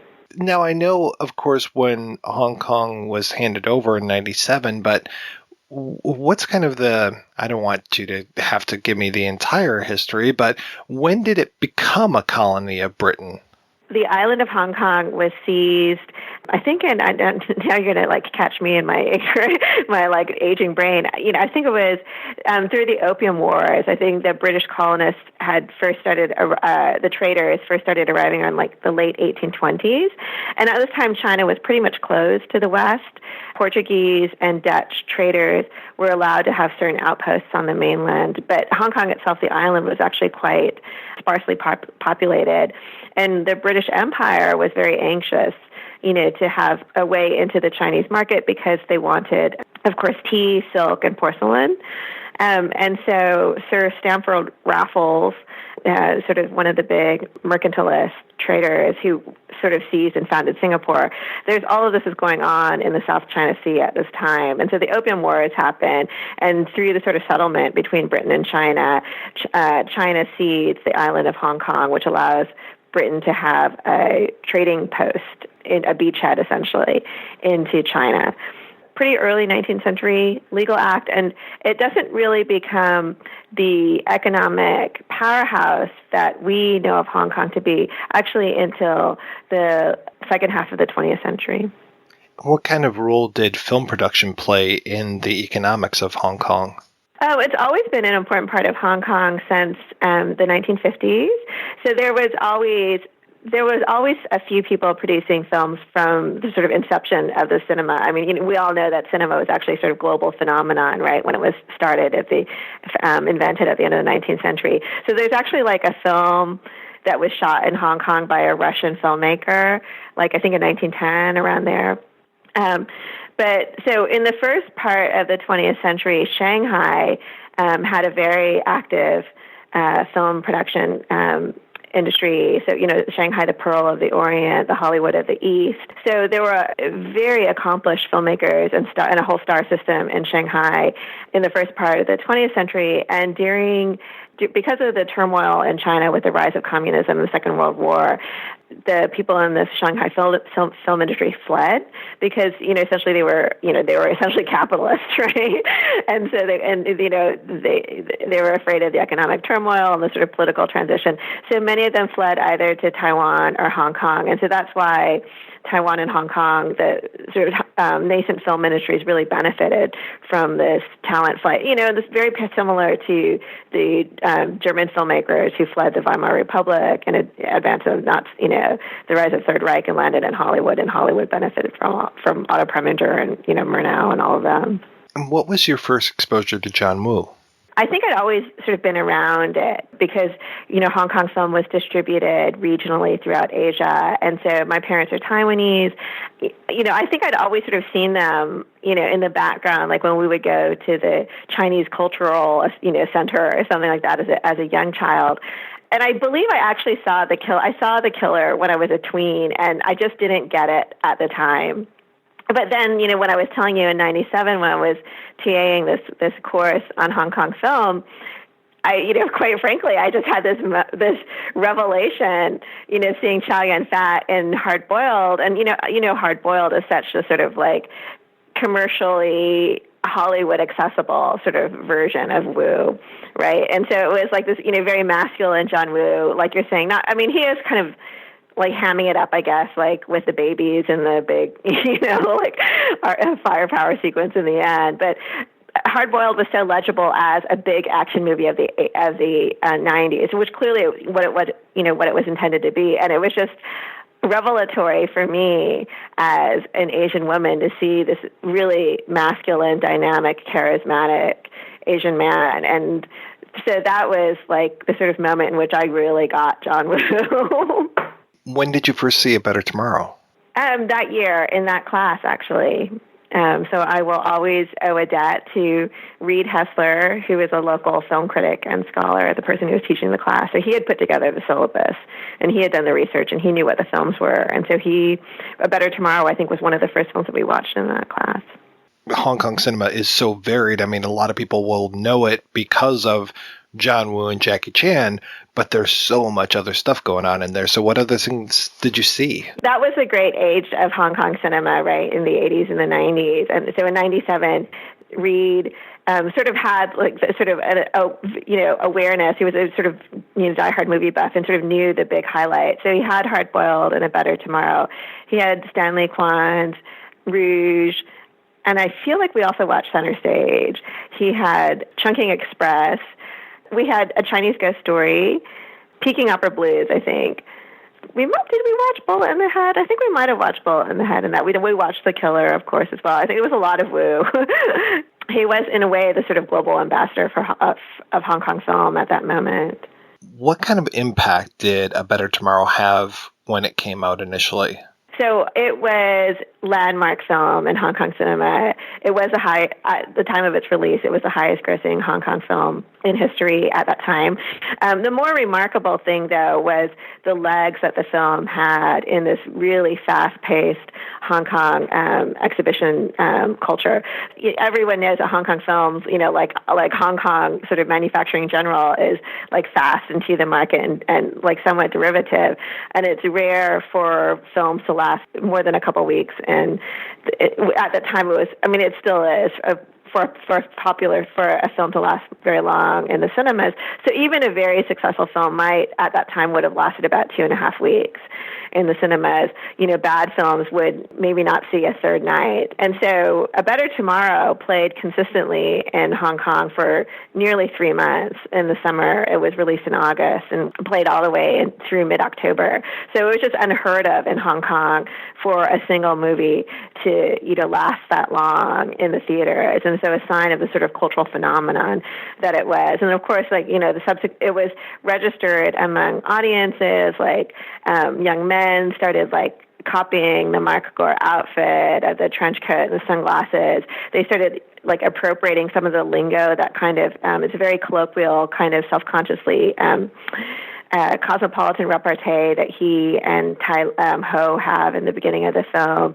And then, of course, in terms of the industry, it just produced this whole cycle of Yingshengpian, these hero films, hero stories is what it translates as, coming off of the Chinese title of the film, which is sort of literally translates to true colors or essence of the heroes. And so this sort of remarkable fusion of urban gangster gunplay that's been shot through with this kind of traditional chivalric heroism and romanticism that was familiar from wuxia style films, but now placed in this urban context with these Armani dressed gangsters, right? Inspired this whole cycle of imitations and copycats. So everybody, for the next 10 years or so, this idea of the sort of gangster genre really becomes one of the most sort of recognizable aspects of Hong Kong film. Can you tell me a little bit about some of the guys behind the movie? I mean, Wu, this was not necessarily his first action film, but he hadn't made a gangster film like this before. He was actually kind of in exile in the Taiwan industry. I think Cinema City had sent him there. So Cinema City is Troy Hark's production company. John Woo was he had been in the industry from a very young age. I think he directed Hand of Death at 25. He'd worked very briefly at Cathay, which is a pretty successful commercial studio, and then very early had been taken up by the Shaw Brothers studio where he made Hand of Death. But so he was very well known in the industry, was very established and credentialed. By the mid-'80s, around the time of A Better Tomorrow, his most recent films had not made money. And so that's sort of why, it's like in Hollywood, you're only as good as your last film type thing. So he was having a hard time getting new projects. He and Troy Hark are very good friends. And Troy Hark is married to Nan Sun Shi, who is the brains, the business mind behind Cinema City. And so they essentially put together a deal for him to be in Taiwan. And he was just working on other films, not really happy.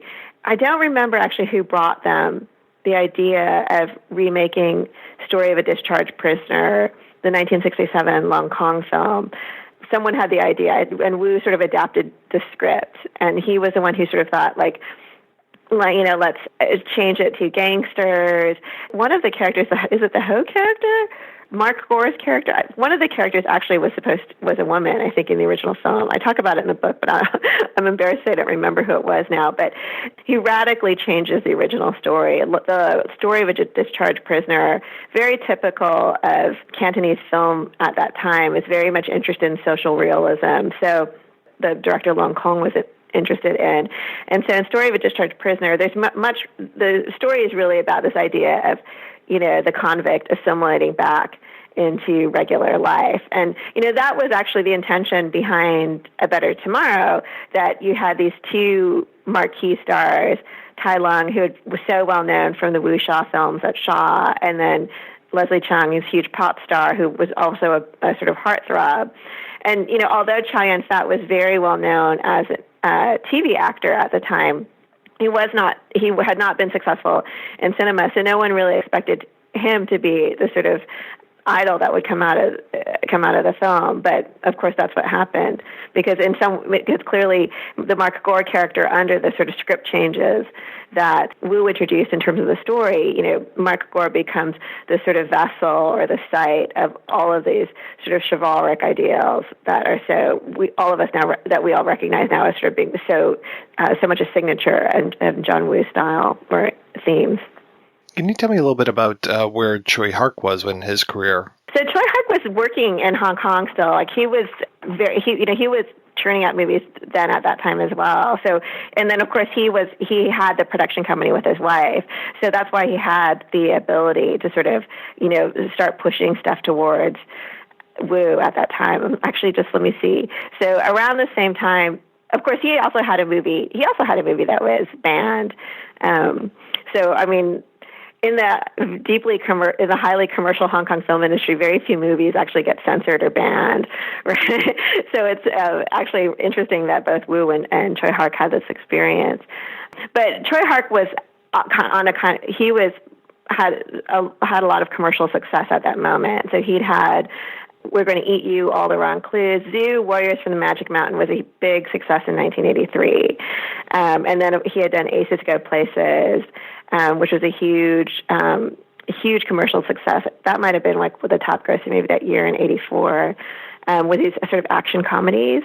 And so Choi Hark, they had been friends for a long time, but he was at that moment before A Better Tomorrow, the one who was able to help his friend up. And both of them talk all the time, especially John Woo talks all the time about how in some ways that he feels the friendship between Mark Gore and Ho in A Better Tomorrow is surrogate or proxy representation of the friendship between him and Choi Hark, that Choi Hark was, the friend who was pulling him up when he was down in the same way that Ho and Mark help each other. Do you think that they expected Leslie Cheung to become the big star out of this rather than Chow Yun-Fat? Yeah, that was everyone's expectation. When movies were packaged at that time, there often was no script at all. That somebody would just, this whole timeline into production was so fast in Hong Kong, and so people would just go to investors and say, "Look, I have this star who's available for these weeks, and so I think I'm going to do a romantic comedy, or I'm going to do a crime film or something like that." And then people would say, "Okay, that sounds like it'll make money." And so to have Leslie Cheung at that time was, it was like having, there's nothing really analogous in Hollywood, right? Because we are movie stars and music stars that move back and forth as much, right? But it would be something akin to like having a Justin Timberlake. And so the expectation was certainly that people would go see the film because there was a lot of goodwill and nostalgia about Tai Lung, who had been around for so long and had been accustomed to carrying sort of wuxia films, and that's certainly the youth audience, which is of course the primary audience for films, so certainly would turn out for Leslie Cheung, and that they thought that Chow Yun-Fat was certainly a serviceable actor, right? But nobody expected him to be the phenomenon that he ended up becoming through this film. I'm curious, as you're writing about this film and researching this film, does it change your appreciation of the movie as you're diving deeper into it? Yeah, I'm sure any scholar or writer would say that you never really understand something until you write about it, And so I think, anybody who writes about film, I'm sure you probably feel the same way, right? Film is so powerful, and it produces such a strong affective response in you. And the film scholar, the great American film scholar, David Bordwell, has written about Hong Kong action as saying that it moves him to feel that he's capable of doing things, right? That Hong Kong action has a sort of energy to it that Hollywood action doesn't have. And, I think the thing about A Better Tomorrow or a John Woo film, right, is it's not just this incredible action choreography that, that's so balletic and dynamic and graphic, but also the way that, as I keep on saying, the way that violence is only a part of this really operatic or melodramatic narrative about friendship and brotherhood and loyalty, right? And so it pulls at your heartstrings as well as your muscles, in a sense. How did the monograph of A Better Tomorrow come about for you? Well, so you know that you probably know the whole series, the new Hong Kong cinema series from Hong Kong University Press. And that series is based on, you probably know the BFI series, right? It's very sort of standard in film criticism, like these very short, accessible volumes about important films in world cinema, is the BFI series. And so Hong Kong University Press had this idea that like they were going to do the same thing for Hong Kong cinema because it certainly deserves it. I mean, again, we're dealing with one of the most prolific, one of the most successful film industries and, regionally dominant film industries outside of Hollywood. And so Hong Kong University Press had this idea of doing it, and they contacted me pretty early, very early on. I mean, when they were launching the series and asked me if I wanted to write on one of the films. And I said, well, yeah, and I want to, if no one else, I was lucky that they asked me so early that I could pick A Better Tomorrow, which is such an important film for Hong Kong, the history of Hong Kong cinema. You always, when you're writing, I'm sure... You talk a little bit in the book about how perceptions of the film changed as the handover became nearer and actually became a reality. Can you talk a little bit about that? One of the main themes or like ideas in my book on A Better Tomorrow is the difference between the sort of Western reception of A Better Tomorrow or John Woo in general versus the local reception in Hong Kong and actually sort of throughout Asia.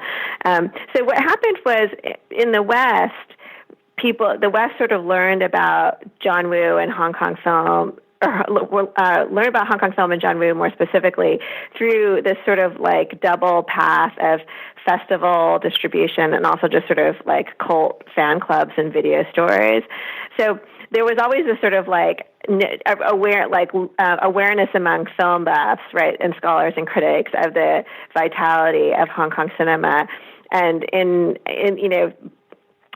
by the late 80s and the early 1990s, there was a sort of breakthrough moment, and the moment is actually 1989 when The Killer was screened at the Toronto International Film Festival. I think Roger Ebert was in the audience. I don't remember who else, but there was just there was a flurry of Western press in 89, specifically after The Killer screening at TIFF.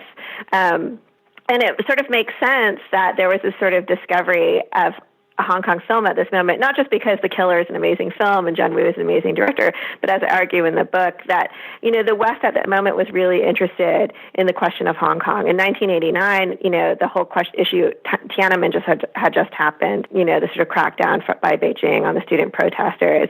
And Hong Kong was already at this point poised to go back to China. Everybody had known since 1984 that by 1997, Hong Kong was going to go back to China.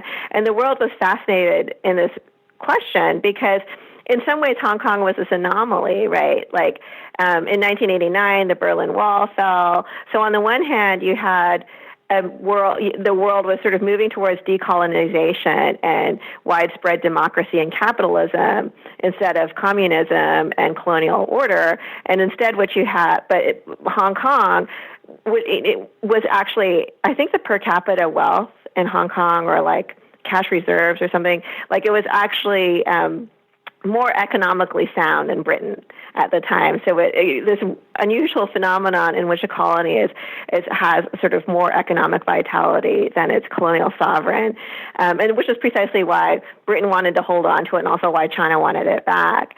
Hong Kong film sort of benefited from, there's a sort of perfect storm of global interest in the question of Hong Kong. And of course, an easy way to like learn about Hong Kong is through film, through one of its most visible exports. And then of course there's also the sort of very specific fact of the sort of impact of the action genre on global film through the 80s and the 1990s. So by the early 90s, the action genre is the most lucrative film genre in the world, right? And so if you have this one industry that's doing really interesting work in the most lucrative genre, and everybody knows how to watch everybody knows how to watch an action film and how to appreciate an action film, that the moment was ripe for this profound interest in and appreciation of Hong Kong action films. And then, in the hands of an auteur like Woo, and The Killer, right, is so stylized and so recognizably visionary for film critics that there was all of this interest and discussion of the killer. And that, of course, and so people came to Wu through The Killer rather than A Better Tomorrow, which, of course, is the way Hong Kong discovered Wu 3 years earlier.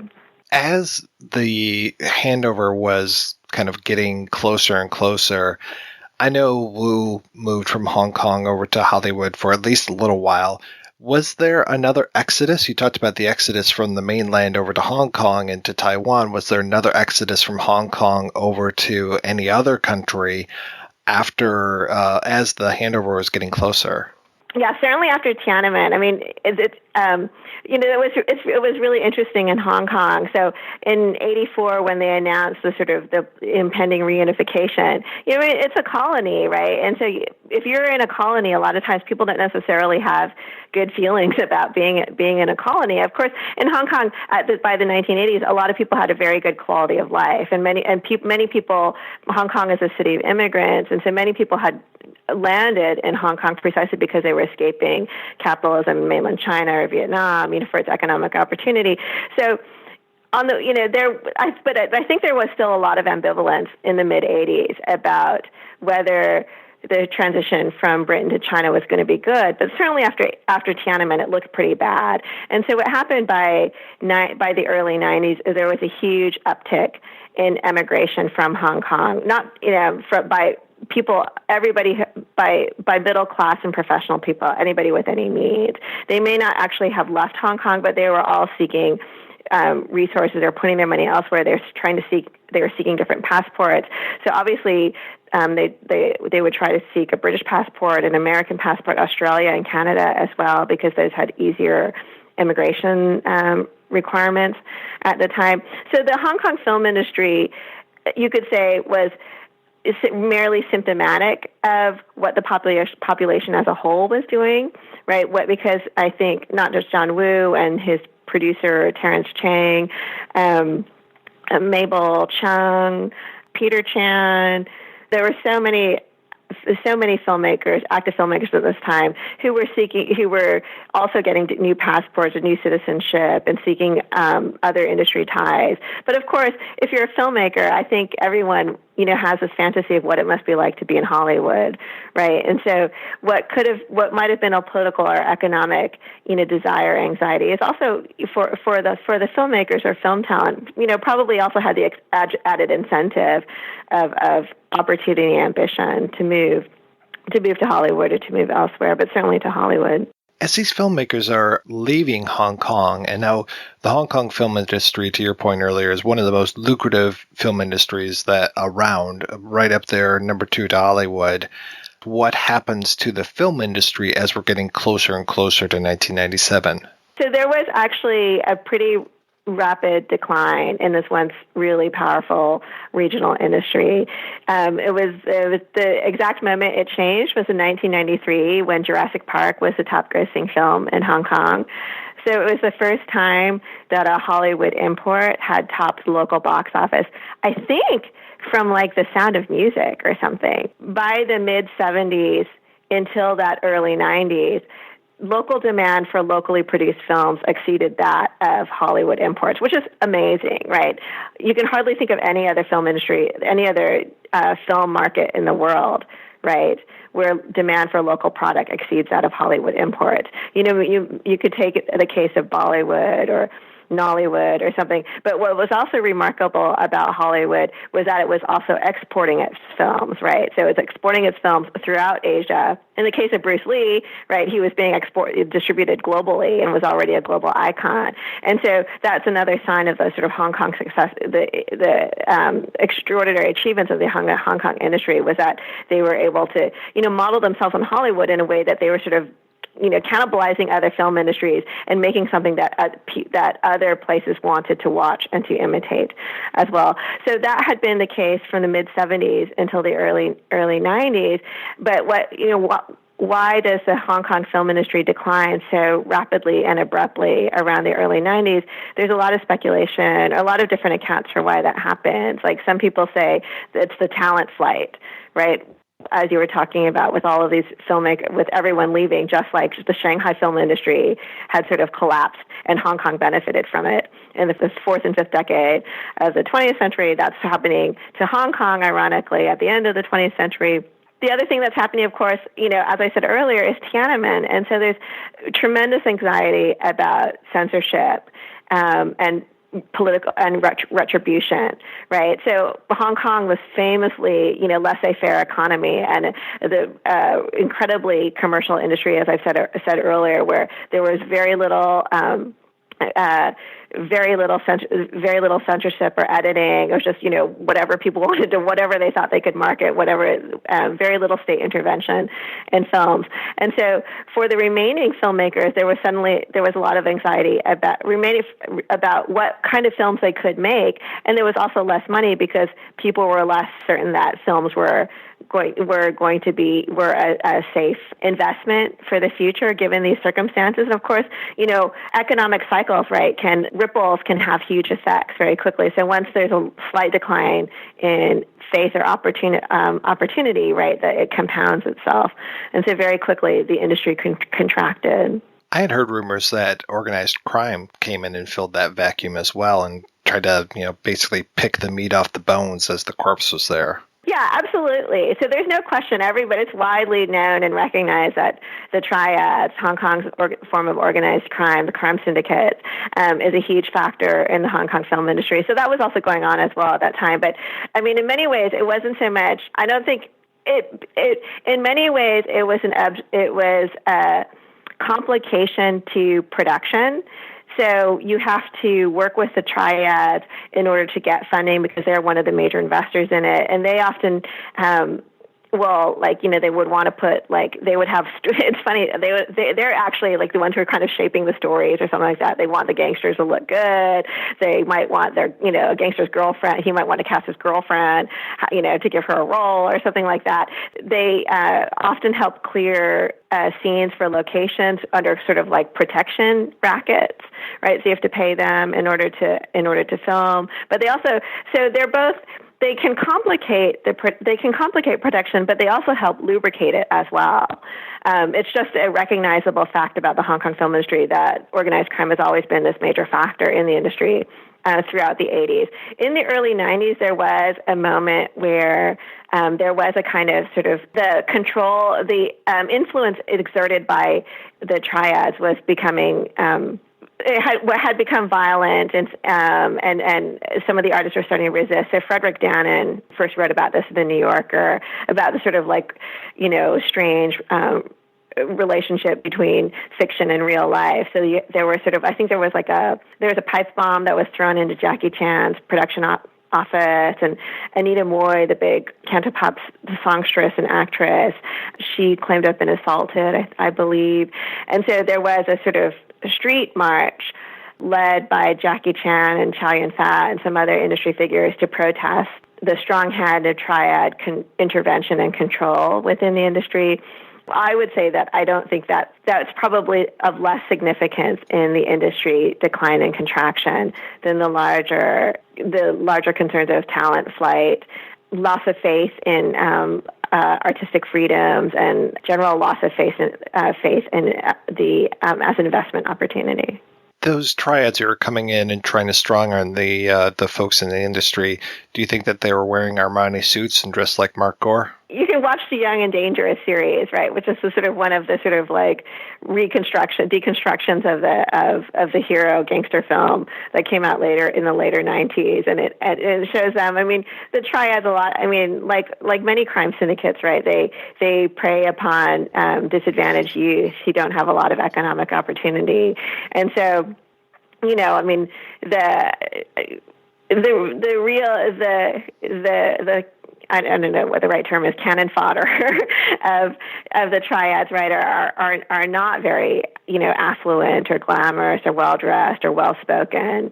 representatives, right? And I think, I don't think anyone actually believes that even with A Better Tomorrow that there's realistic representations of triads. I think everyone sort of that's exactly why the local term for films, for A Better Tomorrow and the films that were initially made in imitation of it, is a term that doesn't refer to them as being a gangster triad film in the way that we might talk about a movie like Goodfellas or Mean Streets, right? The local term in Hong Kong has always been the one whose language, heroism, right, harks back to these older, like generic, these older genres and thematic traditions. I have to ask you what you thought of the sequels to A Better Tomorrow. There are, there's a lot of controversy about this from Woo fans, right? And at various times over his long career, Woo has sort of disavowed A Better Tomorrow too, right? Which he and Choi Hark sort of worked on together, and they had to do very quickly because of the phenomenal success of one. And he, by all accounts, Woo was not involved in the editing of A Better Tomorrow too, and so I actually don't think it's that bad. It's just clearly not. It's not as much of a John Woo film, right? You see the sort of Choi Hark sort of like differences in it, and of course, the sort of. But what I find, like, I think the thing that really bugs people about A Better Tomorrow too is the sort of like corniness of the Mark Gore having a twin brother, like this. But I mean, I actually think like that's such a classic example of like the Hong Kong industry, which is, like the Hong Kong film industry is just irrepressible. It will always come back up and will always come up with new ideas. And it's sort of like brilliantly shameless in its willingness to like seize upon any opportunity to make something that's going to be crowd pleasing. So to me, I think like that sort of premise, may be corny, but I think it's actually sort of ingenious and typical of the industry. And then A Better Tomorrow 3, I think that's actually a great Choi Hark film, right? And that really has these sort of Choi Hark signatures. Obviously, it's set in Vietnam, where Choi Hark was born, and then you have a strong female character played by Anita Mui. So, by 3, you get these sort of things like, it's kind of like the Harry Potter thing where each film is made by a different director, and so each installment has a completely different vision, and there's no pretense to trying to sustain the recipe of the original film so much as to sort of use the franchise as a vessel for different artistic signatures. What are you working on these days? Well, I don't know if you saw, I have this new book out that came out in January called Arresting Cinema. And this is sort of, that was like my baby. That was really sort of what's been driving me and my study of Hong Kong film all these years, is this idea that surveillance of like constant sort of monitoring and control, social spatial data control, this thing that is so much a sort of a symptom or aspect of modern life, never more so now, right? That it's a condition or an aspect or a practice that really defines like Hong Kong culture and Hong Kong cinema in particular, but it's also something that makes Hong Kong cinema unique, and that like actually every subject of the modern world can learn more about negotiating this world of increasing surveillance by watching Hong Kong film and the ways in which Hong Kong film uses surveillance actually in sort of advantageous and astute ways. So that's my current book that just came out. And then I'm starting to research a very, very new project about the relationship between surveillance and Orientalism, which won't only be about film, but also involve my literary training as well. Is there a good place for people to keep up with you and your projects? You can follow me on Twitter at KFangKaren. And then I'm actually trying to set up a professional website that'll have like all of my like interviews. And so that website should be up and running in a couple of weeks. But definitely, if you want to get inside my brain, follow me on Twitter, because I'm constantly just forwarding all the stuff that I'm reading. So if you want a lot of stuff about surveillance and Hong Kong film or movies in general, movies and popular culture in general. Professor Fang, thank you so much for your time. No, thank you. Thanks for these great questions, and thanks for the work that you're doing, which is amazing.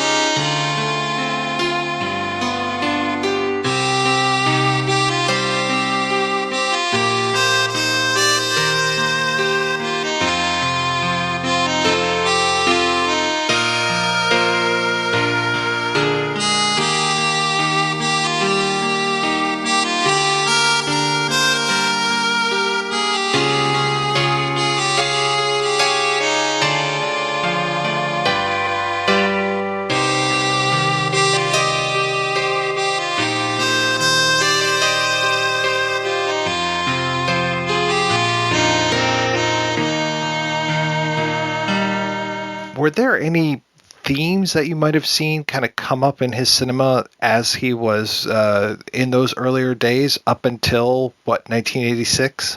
The stuff about heroism and self-sacrifice and so on, that you can kind of find that in those earlier films to some extent.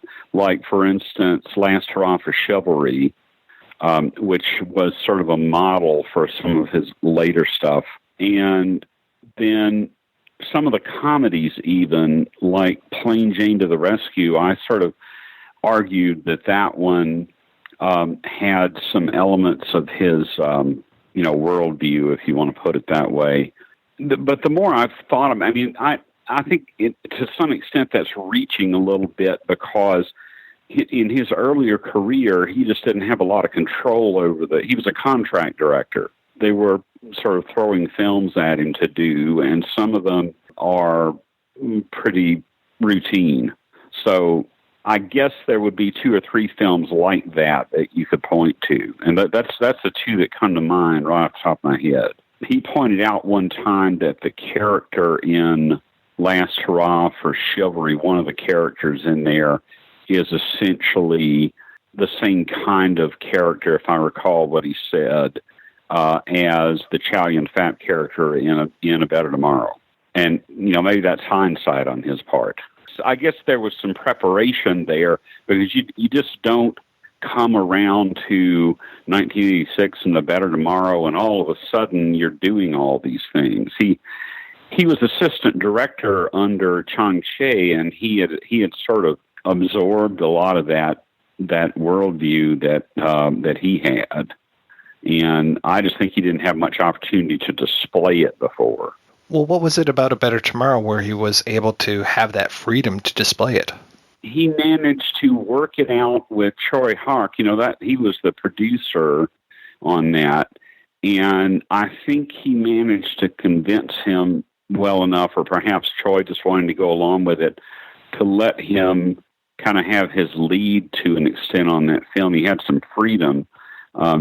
Originally that particular film was based on an older Chinese language film with the same title in Chinese. It was called True Colors of a Hero. What Choi Hark wanted to make the characters into women characters. And John said, no, let's make them male characters. And I guess after they kind of discussed back and forth some, John was sort of given a chance to show what he could do with a genre film like that. But, they were taking a chance on him because he was just, again, sort of a contract director at the time. And I think it was probably pretty much of a surprise that things came out that way. He argued for getting Chow into that film, for instance, and Chow had other commitments and so forth, but they managed to get him, hired. And as I recall, Choi Hark was not very high on having Chow in that film. I might be wrong about his particular personal objection, but there was some resistance because Chow was sort of thought of at the time, Chow Yun-Fat, as kind of box office poison. So there was resistance, and he turned out to be the kind of, the star of the film was supposed to be Chi Lung, the older brother character, and it turned out to be Chow Yun-Fat. It was a big surprise to everyone. So I think John was probably just as surprised as anybody else as to how successful the film became.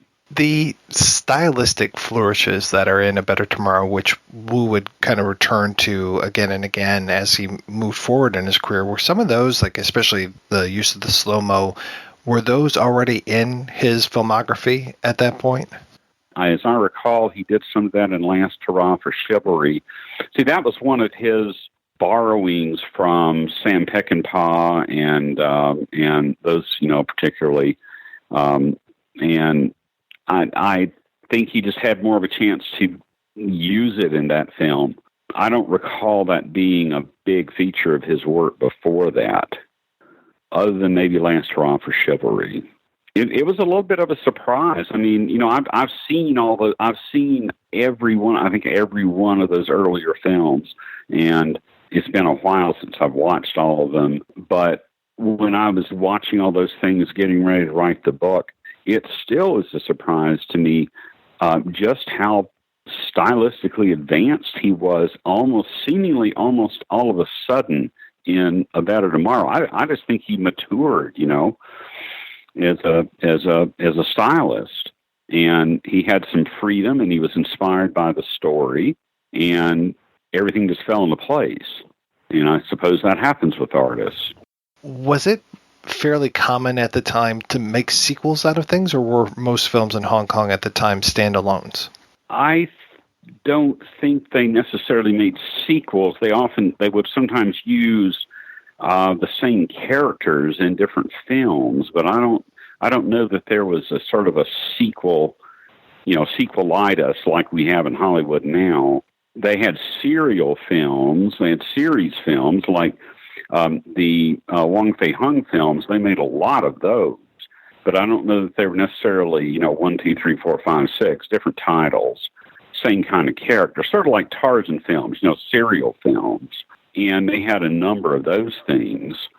And I think the Better Tomorrow 1, 2, 3 thing was probably just perhaps due to the 1980s and Hollywood influence, the numbering and sequels and so forth. That was about the time they were doing, Rambo 1, 2, 3, all that, and Rocky and so on. And so I think it's probably just more some serendipity with world cinema trends than anything else. And with Choi Hark, what was his relationship like with Woo as they were working on the first Better Tomorrow film? It was a little, as I recall, it was a little strained. It got much more strained later because of the events. Well, because of like A Better Tomorrow 3, John had wanted to do, I talk about that in the book, John had wanted to do that type of story, that storyline, basically, as his own film. And then he found out, he wasn't informed, he just found out that here we go, Choi's going to do this film called The Better Tomorrow 3, and they had a falling out at the time. I understand they've since patched things up, but I think it was a little strained. Choi Hark actually appears in the cameo in A Better Tomorrow. Yeah, and he's making fun of, of her performance, Vicky, I think is her name, the performance, and sort of sarcastic and so on. And I suppose you could take that as a sort of a surrogate for what Choi thought about some of the projects. He originally, he wanted that film to go in a little different way than it went. And I think John kind of won out on that, and I'm not sure that Choi felt very forgiving about it. But that's speculation on my part. I've never talked to Choi Hark, and I don't know. How did A Better Tomorrow 2 come about? As I recall, the events there were a little confusing because John wanted to do, I might be mistaken about that. I'd have to consult my own book, actually, and look at the detail. Every time I reread that section of my book, I have to do it carefully because at the time when I was writing it, it was a little confusing because the events were sort of overlapping, if you see what I mean. I think John wanted to do The Killer, and it didn't work out yet. And so he went to do A Better Tomorrow 2 because that's what was available. And they came up with a script.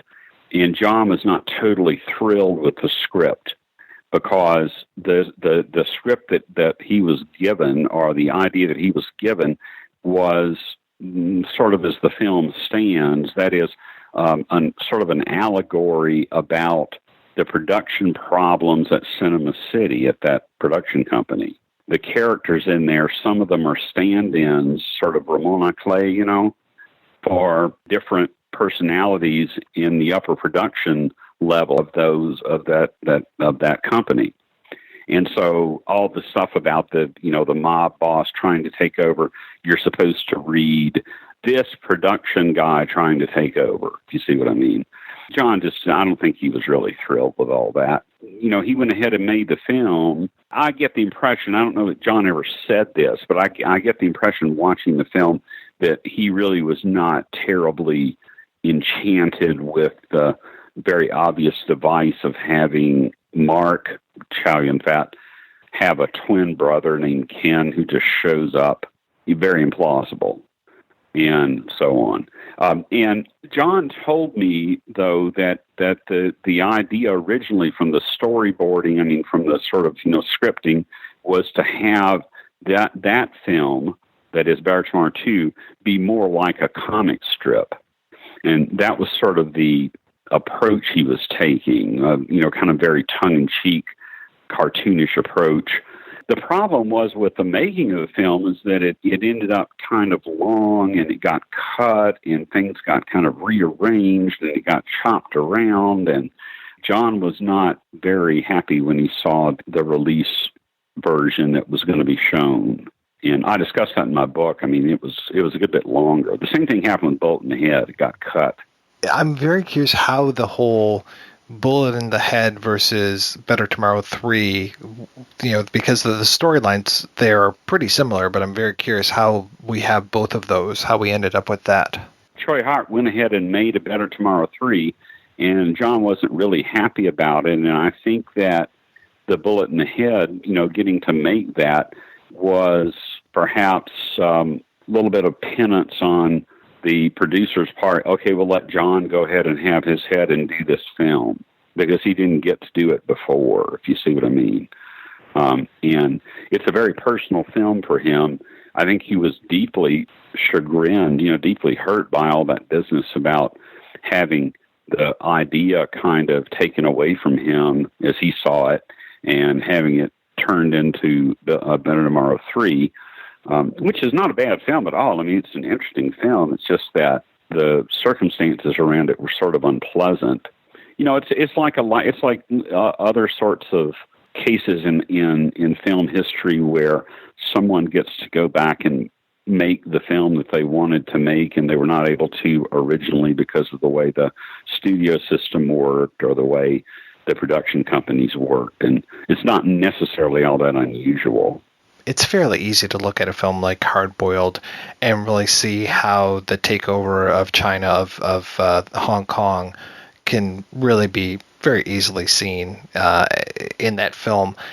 Do you think it's a stretch to look at films like A Better Tomorrow and Bullet in the Head and look at the takeover in terms of those films? Are those too early for that metaphor to really apply? No, they're not, and not even The Killer. A Better Tomorrow, that title, that English title, that's not the original title. The Cantonese title translates out as True Colors of a Hero, as you know, and A Better Tomorrow was the English title chosen. A Better Tomorrow for Hong Kong or not, right? I mean, you can certainly look at it that way. And those characters are quite, maybe it's a little bit of hindsight with regard to that film, but those characters in A Better Tomorrow are pretty wistful about their lost chances, and that sounds like a familiar theme, doesn't it, with 97. In The Killer, it's pretty explicit. You remember the scene where, and that's not much long after that, a couple of years after A Better Tomorrow, you remember that scene where Danny Lee and Chow Yun-Fat are out on looking out over from the peak there, I guess, and they're looking out at Hong Kong, and one of them makes the remark that all of this is going to vanish pretty soon, and so on.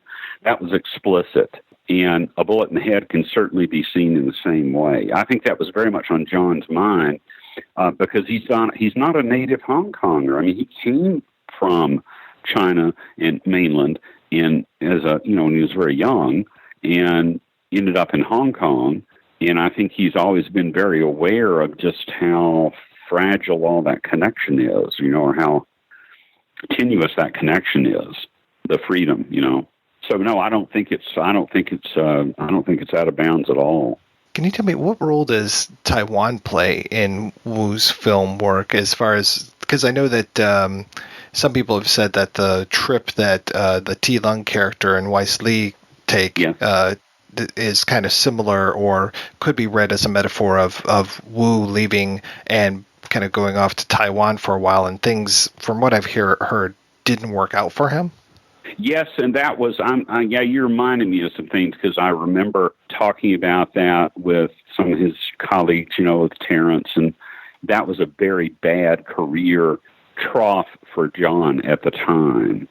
And that business about the Waise Lee and Lung, being betrayed and all that in that film, it's easy to read as this is about John being sort of sidelined by the producers. So that's quite legitimate. And I'm not sure if John exactly intended that or not, but it certainly reads that way. And it is true that Taiwan trip of his was he was in a very low point at the time. As far as Cinema City and all those, that company was concerned, maybe Taiwan was the fringe or something, but I don't know. You've written recently about Hard Boiled, and to me that film speaks so much to the departure, the takeover, and then also Wu's departure from Hong Kong. Is that a valid reading, or am I again reading too much into this? Yes, it was. John told me. John said that was. I'm not quoting exactly, but to paraphrase, that was the last film he was going to do in Hong Kong, and that was his farewell film, and that he wanted to make a strong statement about law and order in Hong Kong, and that's what he did. So no, it's not reading too much into it. Can you tell me a little bit about the essay that you wrote for the Hong Kong neo-noir book? That was on running out of time, and the running out of time, the series, the Johnny To film, and also I included I included Exiled and Vengeance with Johnny Holiday, the Johnny with that Holiday actor, and Johnny To, and a couple of other Hong Kong films. And what I was working with there was illustrating how those films and some others show the constriction of space and the particular architecture and geography and the sort of rushed time element that's common to Hong Kong cinema, to many Hong Kong films. And I compared that to 24, the series. That's why the 24 in Hong Kong cinema thing. Can you tell me about the return of Wu to Chinese cinema? And then when he did that, he returned more to mainland cinema than to Hong Kong cinema, correct? Yeah, I suppose most of the financing opportunities that he's gotten must have been through mainland companies. And, I have not talked to John in a long time. He's been over in China, and he helped. He sent me some email answers when I did the new edition for the John Woo book, I believe, in 2012. But he's been over there, and my impression, though, was that he went over to China because he had just gotten so dissatisfied with Hollywood, and it didn't work out. The last film or two that he made, it just didn't work. And I guess the mainland, production companies and so forth must have offered him a good enough deal to be able to vet his financing so he could make Red Cliff, which is why he wanted to get over there, I think. And so he made Red Cliff 1 and 2. And I get the impression that and I don't know that much about it because it's a little hard to, some of those films haven't even been widely released over here, not even on DVD, like The Crossing. I don't even think it's become available over here. And at least not that I've seen. And so it's a little hard to evaluate, but I get the impression that he sort of, I wouldn't want to put it too negatively, but he sort of ran out his string there in China, or maybe he just got, to the end of what he felt he could do there, because he's been, as far as I know, he just shot a film over in Japan, the Manhunter film. And apparently there's some more, apparently, I don't know whether he's going to come back to the States or what. They're being a little mysterious about it, honestly. I stay in contact with the office over there periodically, and there's only so much that they can tell me. Well, that brings up a point when you're talking about The Crossing not being available right now. When you were doing your original research all those years ago, How easy or difficult was it to find subtitled versions of his earlier films, the pre-Better Tomorrow films?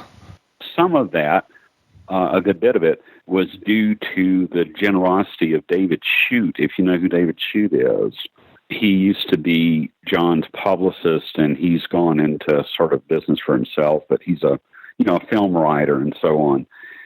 And when I first started the book, way back, 1995, I went out to Fox, where John was doing Broken Arrow, and I met David and, Terrence and so on and so forth. And David had, this is VHS days, right? David had a big personal library of a lot of Hong Kong films. And they had subtitles. And they were on VHS. And he lent me, I don't know, 20 or 30 films. And then I sent them back. Yeah, so that I would not have been able to see a lot of those if not for that.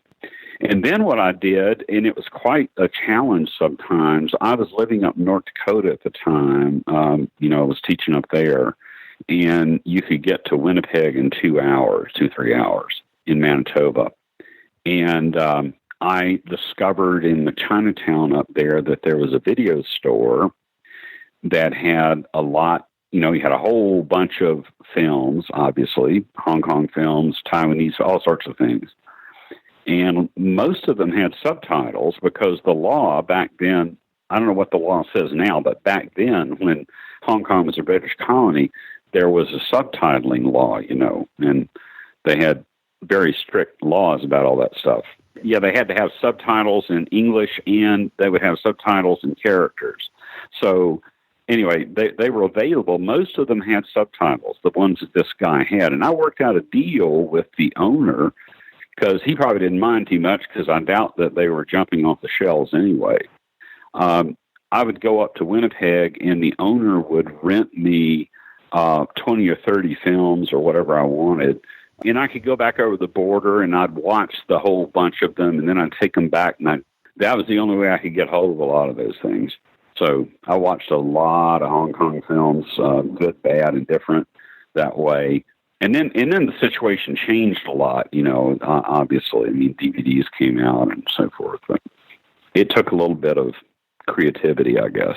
What are you working on these days? I work a lot on Westerns right now, actually. I mean, I'm still teaching. I teach Spanish and film and so forth. I haven't retired yet.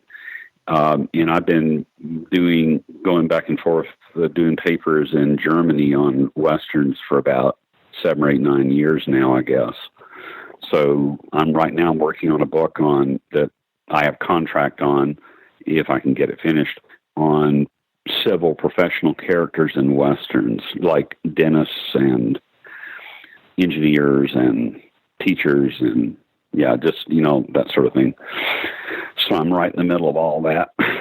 And I haven't done too much work on, other than that running out of time article. I haven't done too much on Asian film recently, really, but that was a long haul anyway, that article. That was like A Better Tomorrow 2 and 3 or something. It just took forever. There were all sorts of delays about publication and this and that and so on. I did a lot of Facebooking and interviewing, and I had a good number of people from 24 Cast crew that agreed to contribute or talk to me, and that was a lot of fun. Professor Hall, thank you so much for your time today. It is always a pleasure talking with you. Sure, thank you.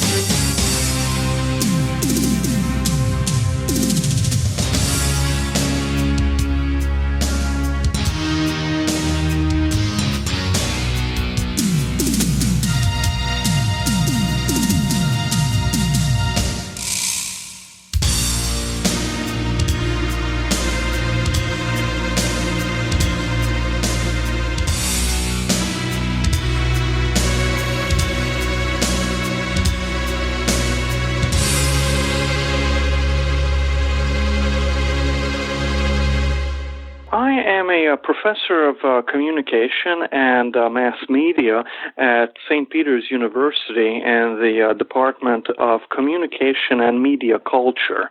Part of my teaching load there is also teaching various courses on films, including one on the Asian films, which actually I will be teaching. I'm teaching in the fall. And what got you interested in writing and learning about film? My love of film from the time I was a small child, that and especially action films, that there was something about the art form that just always captivated me. Just that very kinetic art form where I could from the longest time I could see that there's a real skill, there's a very particular artistry in making this sort of very action oriented, very kinetic. The art form with a lot of showdowns with the confrontations. It takes a very, very particular type of artistry to do this. So I'd always appreciated films like that, and then plus, of course, as a young boy, as most are, I'd always been very much drawn to the just the excitement of the action films. And as time passed, I was interested in studying film, which eventually led me to study it at a master's program at the University of Miami. And then I brought more of, as the time went on, more of the analytical, the critical, academic study of the artistry of film, and then particularly the action movies. Was the Asian influence on Hollywood action films, was that your first book?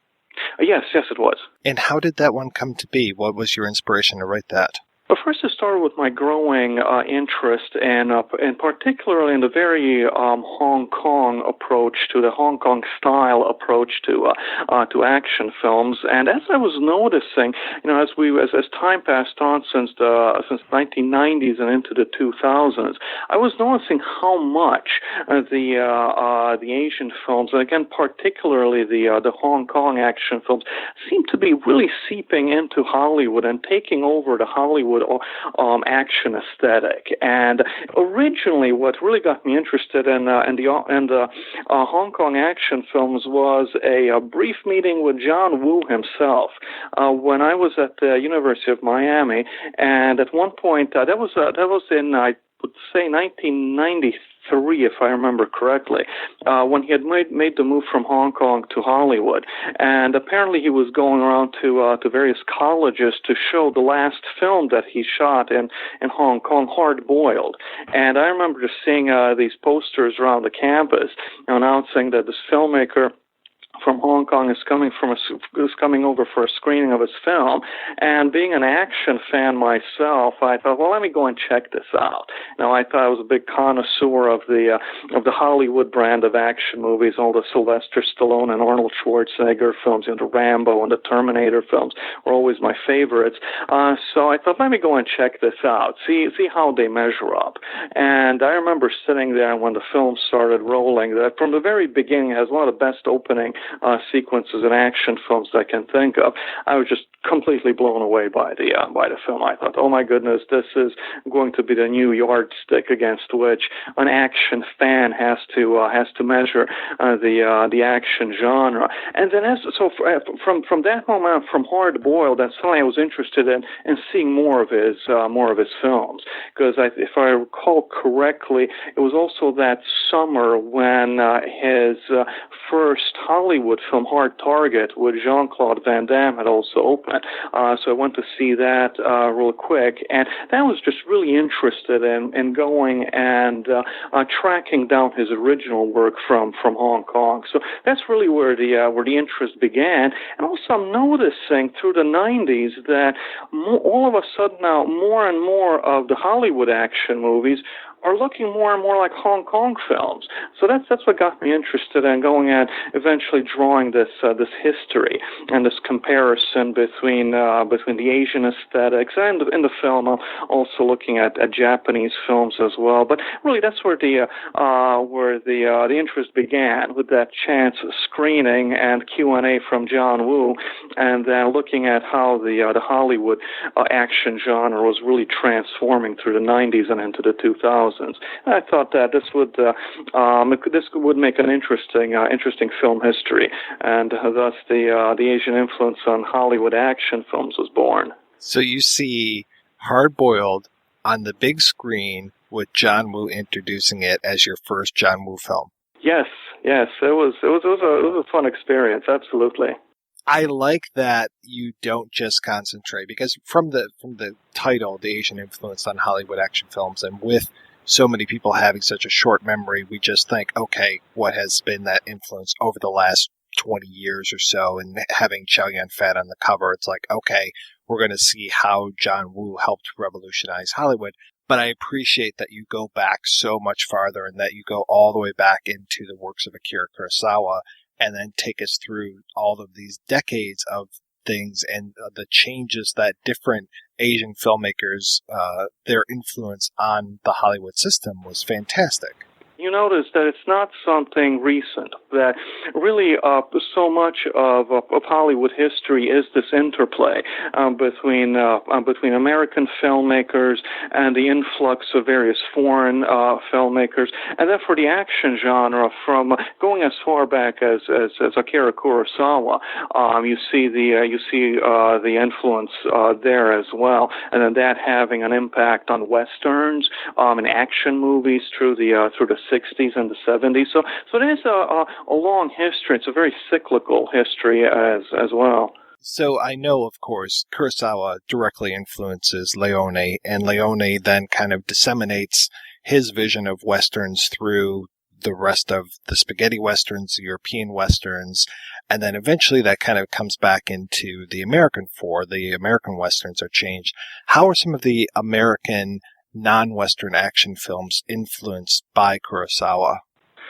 Probably Kurosawa's biggest influence was in this subgenre of the group of men on a mission film, where you could go and tie that back to his to Seven Samurai, and then with the that has an impact on John Sturges, where he does the Magnificent Seven. But this kind of this sort of a plot formula where you have the group of specialists, then you see this showing up in war films, say like with The Dirty Dozen, and then these various types of action movies where the focus is that you have the specialists, you have various men, you have some kind of very specific specialty in combat. You have the expert with knives or a demolitions expert, and then they're brought together on a mission, usually some kind of almost a suicide mission, where most of them are going to get killed. So all of that ties back to Kurosawa as well. So you can say, and afterwards with the Dirty Dozen, it has various imitators, and then you can see it over the decades, even showing up on television, where you have a TV show like The A-Team, where that was as the legend there goes, it was conceived by the head of NBC television at the time, where he had this idea that it should have a Magnificent Seven on TV in a modern action film, and Mr. T driving the van, but with this idea that all of them are these very specialists. So all of that, it's not even going beyond the Magnificent Seven. It's really Kurosawa, or even over the last decade or so, when you saw the action specialist films like Inglourious Bastards, that Quentin Tarantino, who had always been a big Asian action film fan, said that he had for the longest time wanted to make this kind of a group of men on a mission action movie. Or with the Expendables films with Sylvester Stallone and Arnold Schwarzenegger, that indirectly they're all tracing their roots back to Kurosawa and Seven Samurai. One of the other very key figures in your book is Bruce Lee, in the way that he had so much influence, especially on the way that, coming from the current Hong Kong, or the Hong Kong market of his day, and then helping to revolutionize the quote-unquote chopsaki films, the martial arts films. Now, I know, of course, Bruce Lee helped revolutionize those films, and then kind of that influenced into a lot of the blaxploitation films. There was almost a subgenre of blaxploitation of martial arts movies. How else do you see Bruce Lee working his way into American action films? What he did with the action, with the martial arts action genre, and when he did it, the specific time, he was almost like he brought the rebellion into the action genre, very much the rebellion, that rebellious attitude of the late '60s and early '70s, first into the martial arts genre. Because interesting thing with the martial arts, even the fighting arts themselves. For anyone who trains in the martial arts, they're going to notice what a very conservative and tradition-bound culture that is. And then Bruce Lee's appeal was even before he was making movies. When he was teaching martial arts, was to say that that you have to go and discard the traditions, that you have to go and find what works for you. Almost like in the late '60s and the '70s, the counterculture movement had their motto to just do your own thing. So Bruce Lee was that rebellion into the very conservative and traditional martial arts culture, and then also into the martial arts film culture. Because before him, usually the martial arts movies were these very staid, very tradition-bound films about these noble warriors, very serious, very respectful of the past, and then this rebellion that was Bruce Lee's personality. His various biographers always say that he was a rabble rouser. He was opinionated. There were things he believed in, he was willing to fight for. So he brought this rebellion into the martial arts genre, which very much connected with the times in the late '60s and the '70s, and also then from that same time, what you're noticing with action films in general, and very much in the American action films too, is that so many of the action heroes at that point become the rebels, the people who are always knocking heads with the bureaucracy. They're the outsiders. They have to go and break the rules to get justice. So that's sort of a youthful, energetic rebellion, being opinionated. The hero is willing to buck the trends. That you see that tradition continuing on in action films as well, and also just with the martial arts themselves.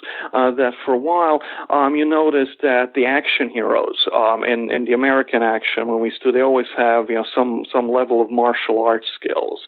You have after Bruce Lee, you have the rise of Chuck Norris's career, where he's going and melding the image of the American cowboy with the martial arts. And of course, Bruce Lee appeared with Chuck Norris in one of his films as well, and at one point Chuck Norris had been his student too. So you saw this natural progression from Bruce Lee through the rest of the genre. And when it comes to the Hong Kong action film and John Woo specifically, the way that those films were introduced to the Western audience, you're saying the first one that you saw is Hard Boiled. I know some people, their first one was The Killer. Other people, it was A Better Tomorrow. How do you think that the way that those films were distributed or not distributed in the West kind of helped them enter into our culture and into the American consciousness? Those weren't released very broadly in the theaters. They would go through the '90s. They would show up on videotape, or sometimes show up in some theaters in some Asian neighborhoods, or in art house theaters that were usually interested in foreign films as well. So the fascinating thing is that they did take a hold. They did take such a strong hold, despite not having a very broad release. However, what happened, though, was that Hollywood itself, even though the distributors might not go and give wide release to foreign films, they are conscious of what's going on in the rest of the world. So the directors, the producers, they're going to the various film festivals around the world. So they were aware of John Woo, and they were aware that he was interested in coming to Hollywood, and that he made Hard Boiled specifically as his calling card to Hollywood. That look, this is what I'm able to do, and I want to go and make my films in the American market. Also, at that time, he had teamed up with a producer called Terrence Cheung, who had also worked in releasing Hong Kong films in the U.S. Of course, not in the not a broad release in the mainstream theaters. However, he did have that entree into the industry. So behind the scenes, behind what we're seeing in the mainstream multiplexes, the industry are much more interested in foreign filmmakers than what we get to see on the screen. So they were the filmmakers themselves were aware of what John Woo could do, and he was able to get his entree into Hollywood and then to make his first film there, Hard Target, with Jean-Claude Van Damme. What films do you think best exemplify his influence on Western movies? By the time we got to the end of the 90s, one film that very much just really impressed me, as this film is very consciously trying to take a lot of John Woo and plus other Asian influences as well, and going and packing everything into one film, was The Matrix, where the theme and the look of it was very much influenced by anime, but then the action, the shootings, the slow motion shootouts, the characters with two guns, flying through the air, doing acrobatics and shooting. That was all entirely out of John Woo. Even the Keanu Reeves character's look with the long black coat and the sunglasses. I mean, that's coming right out of A Better Tomorrow. That could have been Chow Yun-Fat right there. So I thought that was a very interesting synthesis there of everything John Woo and other influences from Asia as well. Also, there's interesting films that were made shortly after he comes to Hollywood that he was not directing. For example, The Replacement Killers that Antoine Fuqua directed, if I remember that correctly, with Chow Yun-Fat and Mira Sorvino. But the look of the action and the way Chow Yun-Fat is doing his moves with the two guns and the choreography of the action, it looks like the director is definitely going and they're imitating John Woo right there. Or there was the Big Hit, which actually John Woo produced, but another Hong Kong director, Kirk Wong, directed, which I was not honestly a very big fan of, but definitely the look was all John Woo. The feel of it. You're watching it and you're saying, okay, this is where they're copying things from this film and the other film, and just the entire look of the movie is very much that Hong Kong style. Then you started seeing this bleed into films, say like there were the Charlie's Angels movies by the early 2000s, that you had a lot of that slow motion ballet-like two-gun type action choreography. Even with Angelina Jolie when she was making the Tomb Raider films, there again the aesthetic just looks very much that Hong Kong style that had been shaped by John Woo's films. Other than John Woo, who were some of the other Hong Kong filmmakers that you see really influencing what we're seeing, at least in the late 90s, early 2000s action films? One of the big influences, and not so much in terms of the directing, but the look of the action and fighting, would be a fight choreographer like Yuan Wo-ping, who had worked with Jackie Chan as far back as the 70s, and he was hired for The Matrix to do the fight choreography, and then suddenly the fight choreography and a lot of these other action films too, say like the Charlie's Angels movies or the Tomb Raider films. They have that very distinct look there. Also, we had a handful of directors who also tried to follow John Woo's footsteps, not quite to the same degree of success, but we saw their influence for a while through the late 90s and the 2000s. An interesting story, I think, is Choi Hark, who was known as the Steven Spielberg of Hong Kong. Actually, he's a producer-director who helped John Woo get A Better Tomorrow made, because up until then he was forced into making either martial arts movies or comedies, and then finally through Choi Hark, he's given the chance to make the kind of movie that he wants to do, and he really wanted to do a gangster film for the longest time.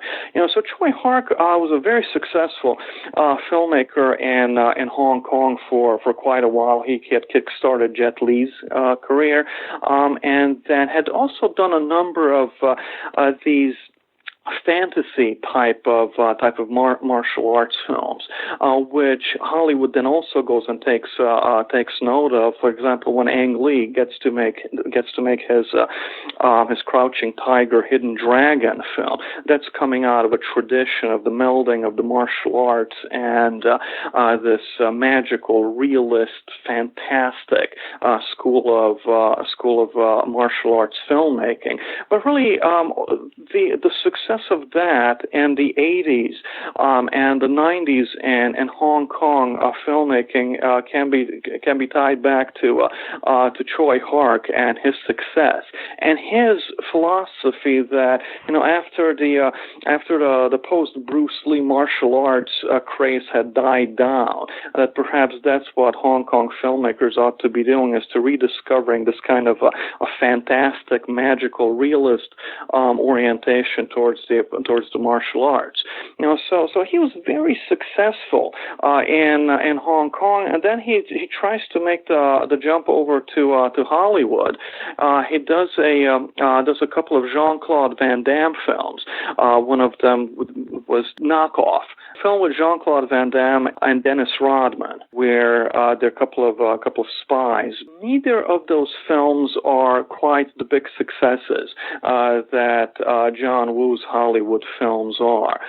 So eventually he returns to Hong Kong later on. So not quite the same level of success there. Also, there were a couple of filmmakers like Stanley Tong. He directed the Rumble in the Bronx with Jackie Chan in Hong Kong, which then lets Jackie Chan get back to attempting to break into this time successfully into the Hollywood market.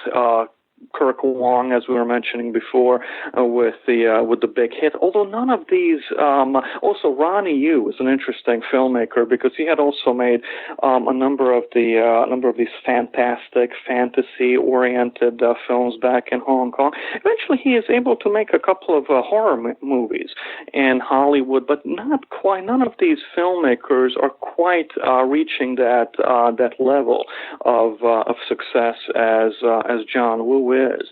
However, the look overall, there's a general trend that the look of the action genre is looking more and more like the Hong Kong approach to action filmmaking.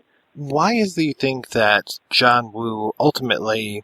I mean, of course, he had some success with Face Off and with Broken Arrow and I Like Hard Target, but he didn't necessarily thrive when it came to the United States. Why do you think that he ended up going back and producing and directing in China? He had often talked about not being comfortable with the interference from the studios. A lot has been written by, he has given interviews and critics have looked that the making of Hard Target, where if you go and put it next to Hard Boiled, you see a lot of various scenes and sequences that he's borrowing from Hard Target.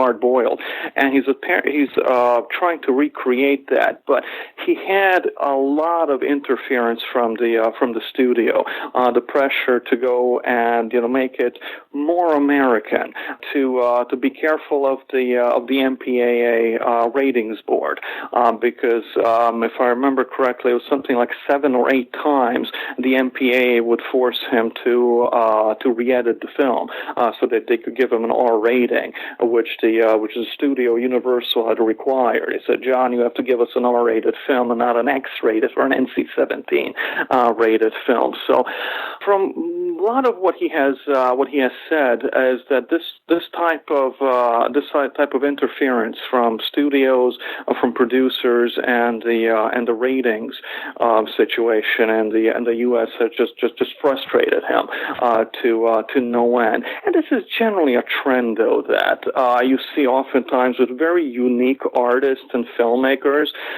where they're noticed doing their films either independently or in foreign markets, and they're very successful. And then the studios take note, and they go and try to extend an invitation, come and make your films for us. However, when it comes to making the movies, suddenly they're constantly interfered with and homogenized, and really their vision is undercut. And so this is a long tradition of frustration among artists, and this has been a frustration for him as well. When you put this book out, it came out in 2008, and if memory serves, that was somewhere around the time that this kind of South Korean renaissance of films was starting, and obviously still continues very strongly today. So it's interesting, and this is not me criticizing your book, because obviously you don't know what the future is going to be. It's interesting that you're concentrating so much on Japan, Hong Kong, mainland China, Thailand, all these different places, but South Korea is not necessarily mentioned. When you are now teaching your Asian Studies film class, how much weight or how much influence does South Korea get in your own classwork? Right, it is changing. Yeah, that's how we noticed this with the in the class itself. That as the influences and the film markets are changing, you see the emergence of successful South Korean films. But the class itself now is getting more of a focus on Korea too. For example, with movies like Snowpiercer or Old Boy, the Host, these films that Hollywood had taken note of, and they get at least DVD releases or cable film releases, or the case with Old Boy where we had a remake. That definitely, now our focus in the class is also putting more of the emphasis on Korea as well. And then perhaps I should get back and do another volume to the book too, where we would be seeing an update from 2008 and what has been happening over the past decade. Well, I'm curious, what influences are you seeing from the South Korean market onto the U.S. action films? Really, the biggest influence is just the noticing of the talented filmmakers. Like, for example, the director of one of Arnold Schwarzenegger's recent films, The Last Stand, where it's not really bringing a very unique new vision to the choreography of the action or the look of the film. I mean, the film itself looks like a very old-fashioned Western film, but so far, I'd say that so far the aesthetic is not that sharp yet. that the look of the film has not quite the look of the action movies haven't that quite had an impact yet. Where the Hollywood is aware of these filmmakers, but really you haven't seen the changing of Hollywood quite as much as you saw in the 90s with the incoming of the Hong Kong filmmakers. So there's this awareness. Like, for example, there was the remake really of Old Boy from Spike Lee, which was not successful at all.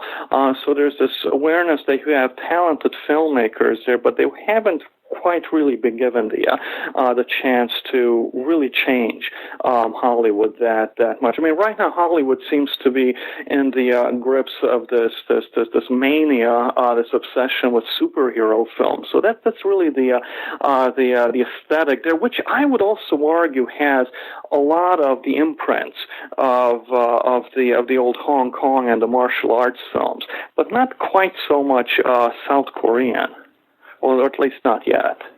Yeah, I can definitely see what you're saying, especially thinking of, as Deadpool would say, the superhero landing and these kind of overly stylized movements that some of these superheroes are doing. I can definitely see that kind of coming from the stylization and the sometimes the action in some of the Hong Kong films, again, not a criticism, something that I actually liked, would almost get a little cartoonish, and that seems to play into that superhero aesthetic very well.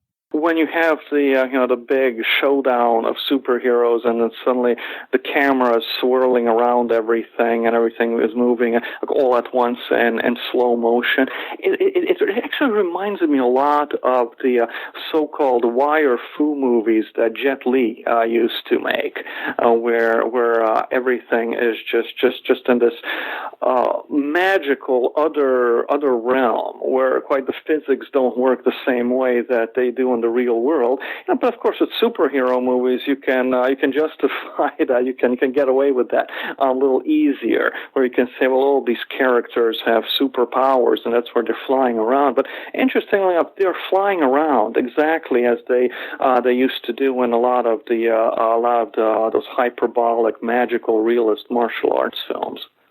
I can totally see that. I can see a very clear line between, obviously, Crouching Tiger, Hidden Dragon, Ang Lee's Hulk, and then the rest of these superhero films. Sure.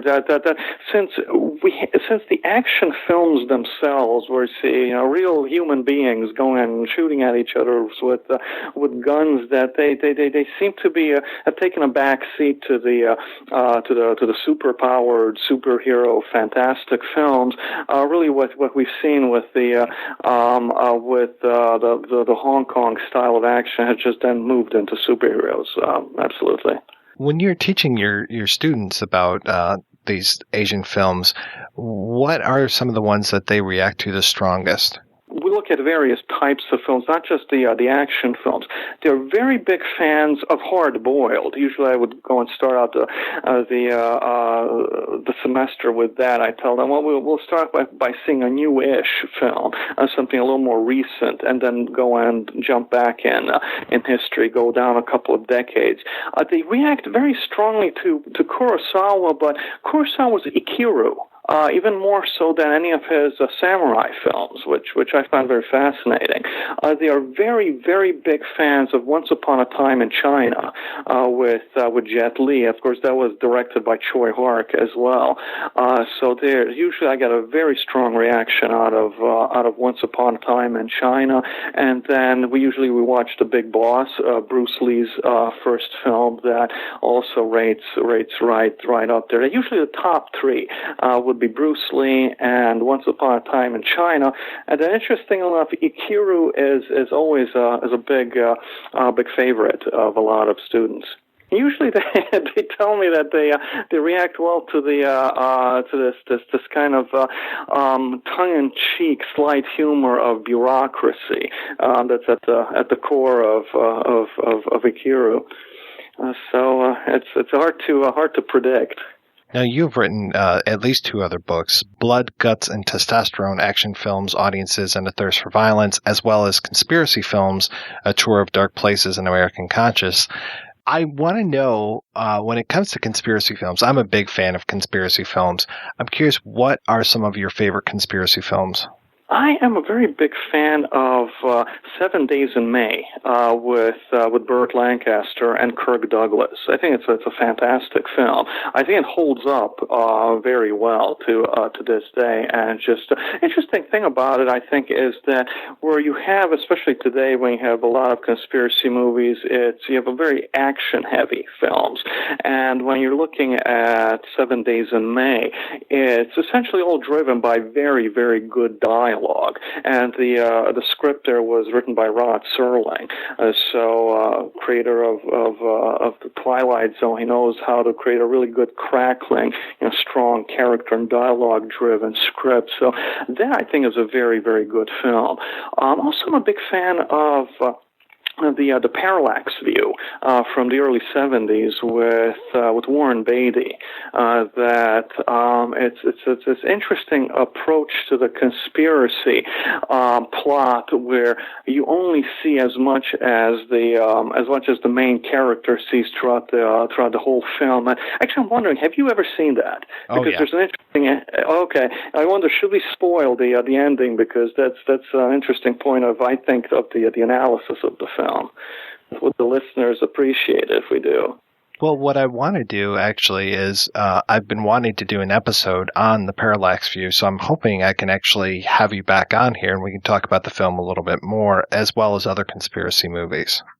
Oh, sure, I'd love to, absolutely. Because I think it's one of my favorite films. I usually tell my students that you get to watch this movie because I love it, and I can watch this over and over again.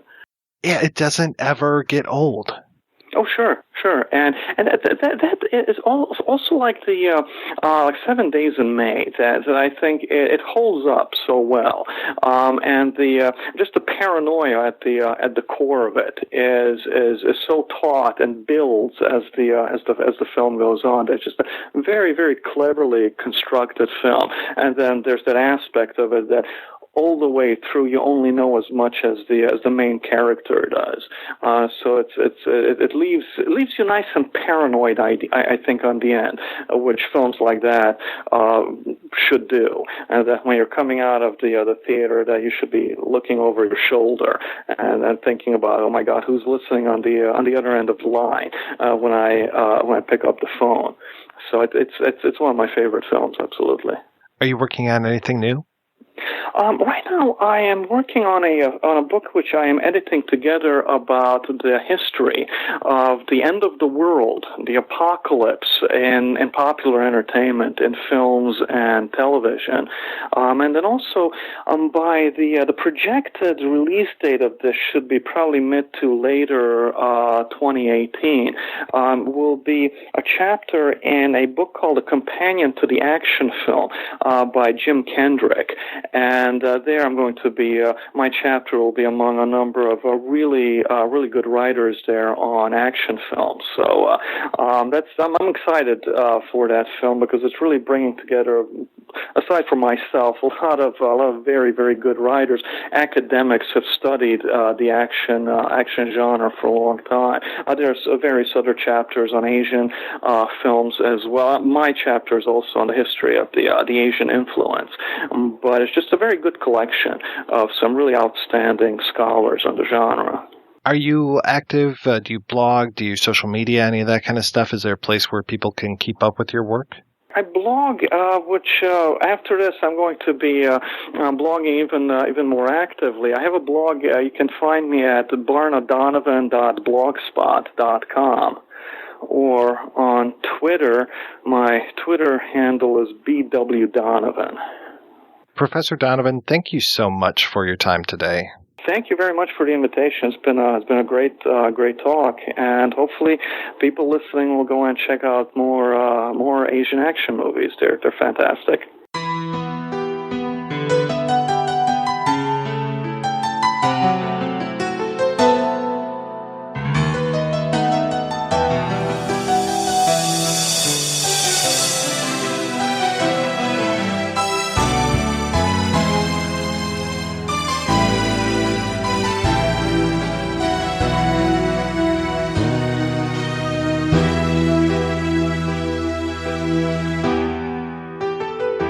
All right, we are back and we're talking about A Better Tomorrow.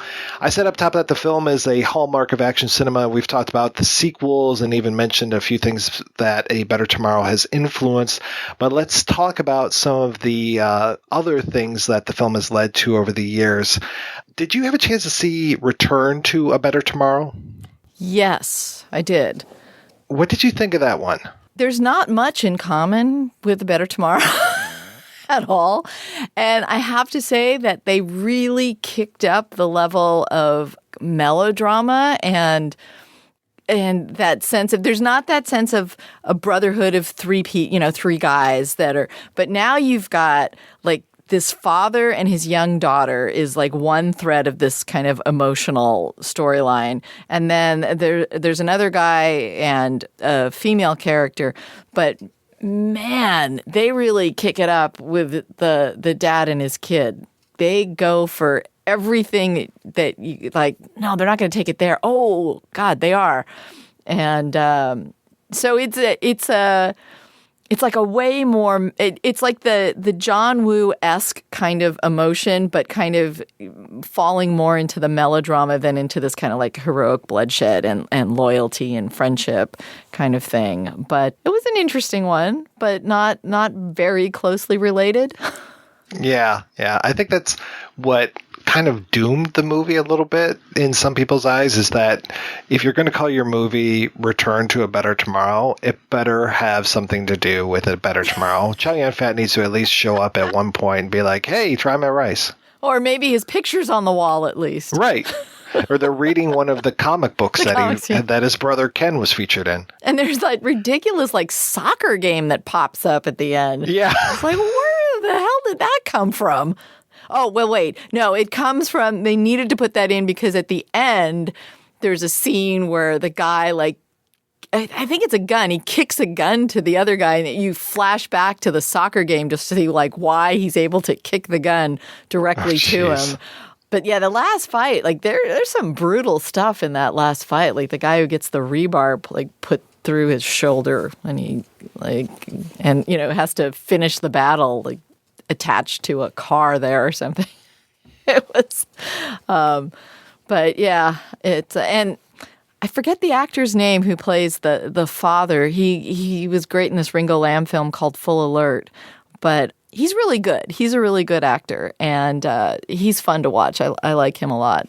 But yeah, it feels very distant from John Woo's film. And then in 2010, there was, I don't know, I remember hearing that this wasn't necessarily a remake of A Better Tomorrow, but it was more a remake of Story of a Discharged Prisoner. But it sure seemed like a remake of A Better Tomorrow to me, more than the 68 film. The Korean filmmakers, I forgot who directed that one, but I think the Korean films are kind of closely tied to kind of the John Woo-esque emotionalism that's in those stories, because the way I like to describe Korean films to people who've never seen them is they make you care a lot about their characters and then they do horrible things to them. That sounds like Old Boy right there. That's Old Boy, it's Train to Busan, it's A Bittersweet Life. It's like all of these films.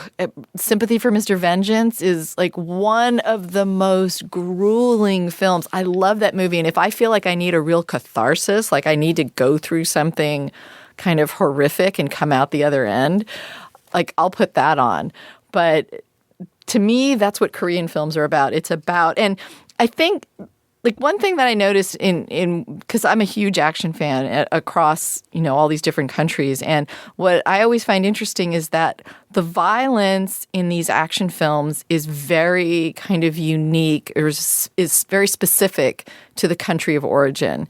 The thing about Korean films is a lot of the violence and the action is rooted in some sense of division or betrayal. And I think it stems from, you know, being in a country that was divided, where you literally have families that are, you know, on two different sides of a border, or, you know, can no longer have contact with someone, you know, on the other side. And so a lot of these Korean films, which is very much like, you know, Woo's sense of this betrayal that can happen amongst close friends, is you get this sense of, you know, two sides.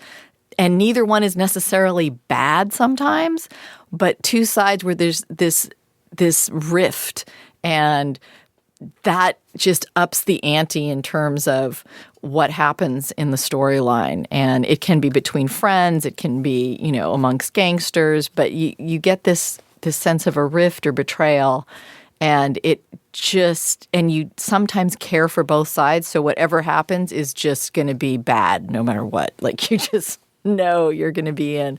That Korean remake had kind of some of that, and they even made the ending more downer than A Better Tomorrow. So they kicked it up a few notches there. Yeah, the chickens die and the lizard dies, and everybody dies. Everybody dies. Not good. And that's not an understatement. Yeah. And then there was the strangest one, which I happened upon, which was the 1994 Hindi action film. And now I've been doing such a great job of butchering Chinese names that I'm just going to butcher this one as well. To even say, Atish, feel the fire. It has its own charm, but there are full-on Bollywood numbers in the middle of this film that are you just go like, wow, you can stop all the action for this. But it actually, there are a number of kind of like key plot points that it does stay very close to A Better Tomorrow on certain plot points, but it's crazy. I mean, it's always interesting to talk about the Bollywood remakes because that's the first thing that goes through your head is like, do they have a musical number? I mean, I just mentioned they do. Old Boy, and I remember watching the Bollywood version of Old Boy, and I was just like, what's going to be the songs? When are they going to take the breaks for the songs? Is there the octopus eating song? What's going to happen? Well, it's funny because, the mainstream of Indian film, there's a lot of these, what they call Bollywood films, where there is this need for a certain kind of product that delivers on certain points. And there have been people like Ram Gopal Varma who try to kind of, I think they call it Mumbai Noir or something, where they're the gangster films where they try, if they do have musical numbers, they try to make them like part of a nightclub scene where it's meant to be part of the narrative as opposed to an actual like musical number dropped in the middle of a gangster picture. And so like there's a trend more recently to kind of try and create a different tract of genre cinema, but this one is like full on kind of Bollywood, and there's a definite romance that is a much bigger part of the storyline than it is in, I think, any of the other incarnations of Better Tomorrow. Yeah, I was very surprised. I just watched the film Dangal, and of course there's the title theme, but that's not really like a musical number when they play that. There's only like one musical area, and that takes place at a wedding. Mm-hmm. And then the rest of the time it's like music over scenes. And I was just like, wow, this is, like you're saying, a different take on the Bollywood musical as opposed to almost the record scratch and then let's sing and dance. Yes. Which is fine. I mean, it's just a different way of making movies than we're used to, but that's, it can lead to some very interesting parts of a film. I mean, when it's a remake of something that's American or that's Hong Kong, where that is such a foreign element to like most American films and such a foreign element to Hong Kong action films, that's where it really becomes noticeable. Because I love Bollywood films. They're great. They're so entertaining. But there's that disconnect where you have your expectations all based on what you've already seen in the original. Right. And then you go in and you're going like, no, are they really going to do that? Oh, they did. And so like that's where the disconnect feels larger because it doesn't feel like it's organically coming from Indian cinema or anything. And so it's like they're forcing some of these elements onto the story that we know. And we're kind of like, oh, I didn't expect them to do that. And romance is not really a part of that relationship between these three guys. Like having that as kind of a key plot element doesn't quite fit what we kind of expected it to be. Years ago when I was haunting the Chinese grocery store looking for more John Woo films and Jackie Chan films, ran across this film called My Hero, and I thought it was a Chow Yun-Fat film because the cover of it was this guy with sunglasses, the matchstick coming out of his mouth, the duster on, and then I realized how comedic the drawing was, and I was just like, okay, so it was like this 1990 film that was speaking directly to what had been going on in 86 and what was the sequel was like 87, right? Mm-hmm. And so that was my introduction to Stephen Chow. I had no idea who Stephen Chow was before that film. And I went back and rewatched that this just recently.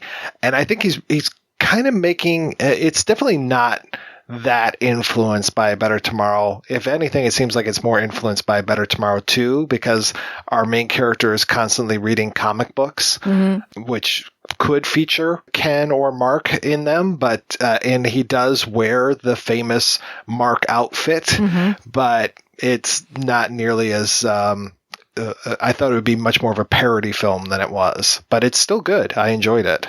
Well, I think it's definitely Stephen Chow's kind of perverse take on Chow Yun-Fat. And they have a connection before because it wasn't Stephen Chow in the God of Gamblers sequel that Chow Yun-Fat starred in the original one. And then I think Stephen Chow made kind of a more humorous one that was God of Gamblers as well. But Stephen Chow is hilarious and physically so adept at it's that blurred line between action and slapstick comedy where it's stunt work, but it's also slapstick work. And it's great because when he puts on that duster coat and he's got the sunglasses and the toothpick, the matchstick in his mouth, and he walks in and he's walking in like he is Chow Yun-Fat. And then of course, like something ridiculously stupid happens to him immediately. So to completely undercut everything that he's set up. But he's an amazing comic talent. And I think it's hard sometimes for Americans to appreciate him because although he does a lot of very physical comedy like he did in Kung Fu Hustle, he also has a lot of films like Flirting Scholar where it's very, very verbal. And I remember talking to him and he said, like, sometimes my films are so verbal that I don't even think it translates from Cantonese to Mandarin. And he says, I don't even think the jokes translate like that, let alone from Chinese to English. And some of his stuff is very I remember there was one where he actually has a duel. I think he's a poet, and two poets have a duel of poetry where it's like kung fu poetry. And they it's like, a rap thing, like a slam session where they read their poems and they like get bloody noses from it being like such a good poem. And so his stuff is great. And, even if this isn't like a direct parody of Better Tomorrow, this is definitely Stephen Chow's take on Chow Yun-Fat's kind of iconic image and action star, kind of trajectory. But he's hilarious. And there's some fights in this that were really good, but comedic. But, not where you're seriously worried about his, well-being, but they're impressive. And he's a great physical comedian. Well, I was really glad that the riddles that he keeps throwing at Xing Fuan translate.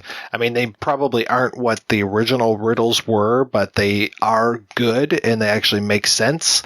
And so that was good. And I like their relationship where Xing Fuan is just constantly, busting Stephen Chow's balls. And then they finally become friends towards the end. And then a terrible thing happens, but it actually works really well. Yeah, I love his stuff. And his stuff doesn't get shown here as much as, some other, Asian stars. But I love his stuff. And it's hard to find sometimes.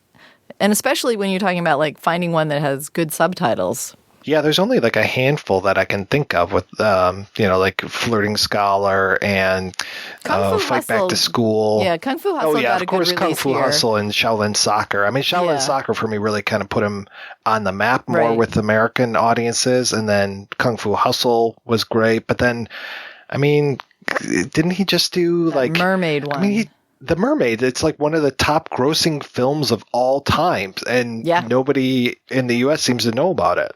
Yeah, they showed it here at our Asian Film Festival, so they showcased it there. But Kung Fu Hustle and Shaolin Soccer, I think, translated well because they weren't quite so verbal. They were much more about the physical comedy, and so I think that was easy for audiences to kind of tap into. Right. Well, those musical scenes with the Hatchet Gang. Oh, God, it's so good.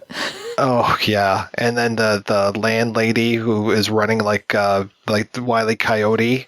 Yes. Chu Jen, I think her name is. She is just amazing.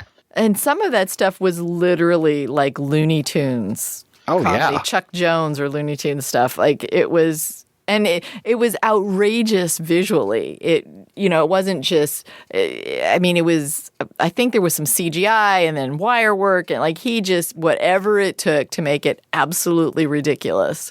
And those films were so much fun.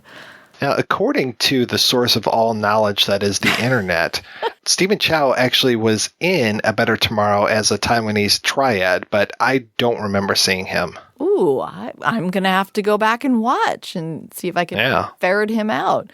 There is also that issue of like getting accurate film credits for a lot of Asian films here in the United States is hard because sometimes they just don't translate the names properly, or they attribute the same name, two different people, to one person just because they only one of those two people is well known. But yeah, I remember when I was doing some interviews and early research like back in the early 90s and trying to find information on some films, and it's like, well, I can't find anything on this person. I can't find much in depth on this person. And, trying to find out actually, like sometimes people would have 3 different names listed and trying to pare that down. So yeah, trying to find stuff where I don't speak or write Chinese and being here in the United States sometimes was a real challenge.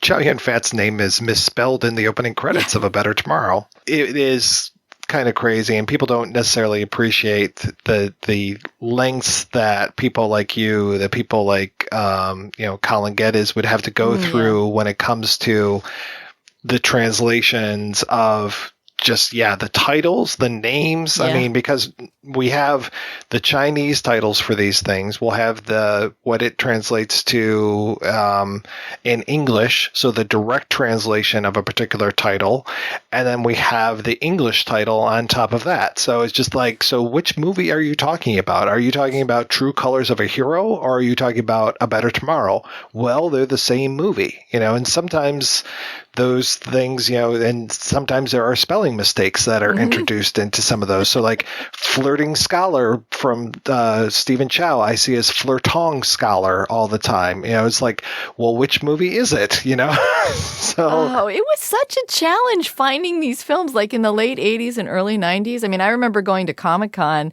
and it was bootleg VHS at certain points with fan-made subtitles that sometimes were way better than the subtitles you could find on the DVDs that were being legitimately sold. But I just remember, and some of my friends talk about the romance of all that, of like trying to find stuff when it was much harder. So it was a much bigger deal. Like, I got the uncut Bullet in the Head. I finally tracked that down. So you'd feel a much bigger sense of accomplishment when you were getting stuff on Laserdisc and VHS and you couldn't find anything on the internet or anything like that. And so there was this bigger sense of accomplishment and kind of geekery when you would have to really research it out and try to find it and, get the right thing. I mean, at that time I was buying like a ton of laser discs. I still have a huge collection of laser discs because that's how, like a lot of them, that was the format that I found them on. And then there were those weird dark days when Hong Kong cinema was kind of trickling out into the mainstream American market. So you could go to like Suncoast Video or FYE and you'd find those horrible VHS versions of stuff. And it's like, here's Chow Yun-Fat on the cover. It's a nasty Photoshop job. And then you go home and you put it in and you're like, oh, I already have this movie, but here it is under yet a different title. It's like the Suncoast Video title. Or they were also like really badly dubbed because they thought that Americans wouldn't read the subtitles. And actually, like that was a big issue when those films first started coming out. Like when they tried to import Jackie Chan's films, like that period of time was where they didn't know how to market Hong Kong action because Hong Kong action films are very pop culture. They're very mainstream on a certain level. Like it's an easy film. It's an easy sell on a certain level to an audience because it's got a lot of components that they're very familiar with and that are really appealing to a mainstream audience, but they're subtitled.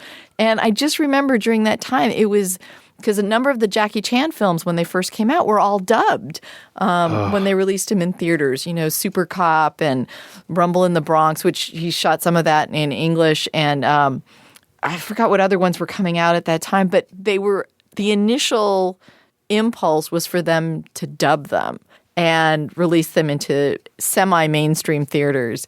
And it was just such a struggle because, you know, I was writing these reviews and these articles going like, these films would be so popular with mainstream audiences, with people who are eating up films like whatever, you know, Die Hard or Tarantino or whatnot.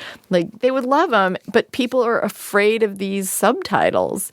And Hollywood doesn't know, you know, studios, distributors don't know how to market them with subtitles. And, you know, I remember at that time it was not an Asian film, but Brotherhood of the Wolf, which was French. I remember going to a screening of it at a mall theater. And when the characters started speaking in French with subtitles, there were people in the audience who were just, I didn't know I was coming to see a foreign film. And they were kind of upset, but I'm going like, give it a chance. You're going to really like this movie. But I just remember there was that whole time period where it was hard to find them. And it was hard to convince studios that they should release these films for a mainstream audience in the United States with subtitles because that's how they're more enjoyable.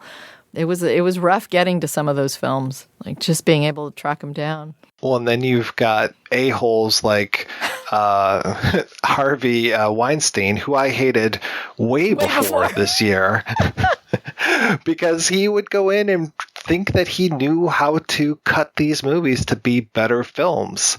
And people would spell Miramax with an AXE at the end because he just would chop things to shit and make these movies make no fucking sense. So there you are trying to say, let's go see Super Cop, you know, Better Tomorrow, not Better Tomorrow, Police Story 3. Yeah. And this is going to be fantastic. And then you get in there and it's just this pile of dog shit that's been dubbed and hacked. And you're like, what am I watching? Why would anyone think that this is good? And it's like he's just shooting himself in the foot. Well, and not only that, but I remember Miramax or the Weinstein brothers, whatever it was, had like a huge collection of Jackie Chan films that they bought. They owned them and they didn't release them. They just sat on them.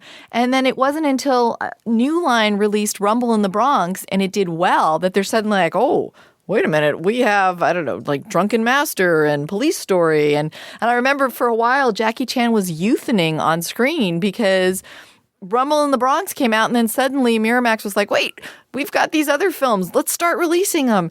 And he was getting younger and younger because they were reaching further back in his, you know, catalog. And finally some of those films came out, but it was like, you guys sat on them. You sat on them for all this length of time. And then when you did release them, you chopped them and dubbed them. So, like, screw you. Damn it. I'm remembering the anger now. Yeah, it's like that bad touch all over again. But it was when those films got released here that I finally got a chance to interview people like Jackie Chan and Michelle Yeoh and Stanley Tung and Sammo Hung, and the people like that became available, which was like really great. Yeah, it's really sad as we're talking about this stuff and like rewatching, you know, A Better Tomorrow and watching A Better Tomorrow 3. And I'm just like, Anita Mui and Leslie Cheung aren't with us anymore. And those two people are just so magnetic, especially Anita Mui. She was so wonderful. I just rewatched The Heroic Trio again. It's such a wonderful film. I love that movie. And I was watching it with a friend who had just only seen Michelle Yeoh in the recent stuff that she'd been, even the Star Trek Discovery stuff, and it's just like, no, take a look at this. This is when Michelle Yeoh was just an ass kicker. I mean, she's still great, but her in that movie, forget about it. And Yes, Madam. Oh, God, yeah. She's so good. Well, she gives Jackie Chan a run for his money in Super Cop. Well, and they really had like a one-upsmanship relationship on the set because she would do stuff. She would do stunts. And she was a beauty queen. She was a ballerina before this. But she had a real, like, anything you ask me to do, I can do it.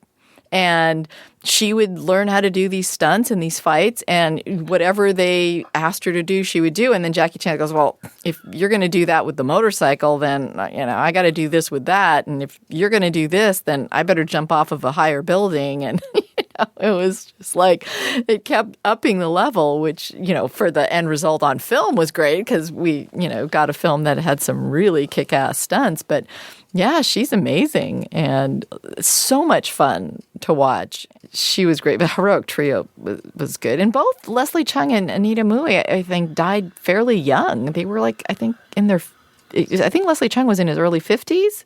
And I think she was fairly young too, which is doubly sad. I want to say that they both died in 2003. I think it was the same year for both people. Oh, man, was it? Oh. That's a terrible blow. She was cancer and he was suicide, if memory serves. I think so. And that, he was a big cantopop star, and so the response to his death was, it's like Elvis or something. Him singing the end theme to A Better Tomorrow. I mean, that's, like I said, the music for that movie is fantastic. And when he starts singing, I mean, that version of that song is, of all the things, when that gets stuck in your head, it's there for a long damn time. And Anita Mui, too, was a singer, a popular singer, too. I mean, I remember when they first were kind of like introducing her to American audiences, they were talking about her as being like the Hong Kong Madonna. Yep, I just saw a thing recently about, sorry, I'm getting off topic, but Maggie Cheung, and just like, what has she been up to lately? And she was another one where it's just like, yeah, she was amazing. She was right there with Jackie when it came to trading jokes. Like her comic timing in those Jackie Chan movies was as good as Michelle Yeoh's fight timing. Yes. And she got roughed up a few times in some of those stunt scenes, too. Oh, yeah. I remember that from that incredibly strange film show they interviewed her, or they used an interview from her, and she was like, Jackie promised to marry me if I did this one stunt, and the metal bars like fell on my head, and and she's like, oh yeah, I got hurt on that, and no, he didn't marry me either. It's like, but yeah, she got beat up a few times. All right, we're going to take another break and play a preview for next week's show. William H. Bonney. He killed 21 men. I don't want to kill you, Bill. No, I sure hope you don't, Billy. And he was just a kid. Billy the Kid. You take this. My luck's running good. Patrick F. Garrett. He was the most dangerous outlaw in the territory. So they made him sheriff. It's pretty fair shooting for an old married man. Just lucky, I guess. Pat Garrett had just one friend. Hey, Billy. Billy the Kid. And just one job. Kill him. Now Sam Peckinpah, the director who unleashed the Wild Bunch, takes a hard new look at two old friends, Pat Garrett and Billy the Kid. They were legends in their own time. Times have changed. Times, maybe. Not me. Get to it. 1, 2, 3, 4, 5, 6. I hope he gets away. Well, he won't. It's going to be a loose rope and a long drop. Well, I aim to bring the kid in. And I'm aiming to please him. He'll track you down, Billy, and get you. You know, this ain't no time of year to go looking for somebody. I don't know where he went. Gotta do better than that, Ruthie. I got to the point where I don't do nothing for nobody unless there's a piece of gold attached to it. Where is he? Fort Sumner. Fort Sumner. Where are we going anyway? Fort Sumner. Huh? I know where the kid's at. I'll tell you where he's at. Old Pat ain't gonna like this. James Coburn, Bill, Chris Christopherson, come on in, Pat. Jason Robards, Slim Pickens, Catty Corrado, Jack Elam. That'd be me, Sheriff. Rita Coolidge, Chill Wills. Yeah. And introducing in his first dramatic motion picture performance, Plums. Yeah, he's killed me, too. Sheriff Pat Garrett. Adios. Pat Garrett and Billy the Kid, legends in their own time. But time was running out.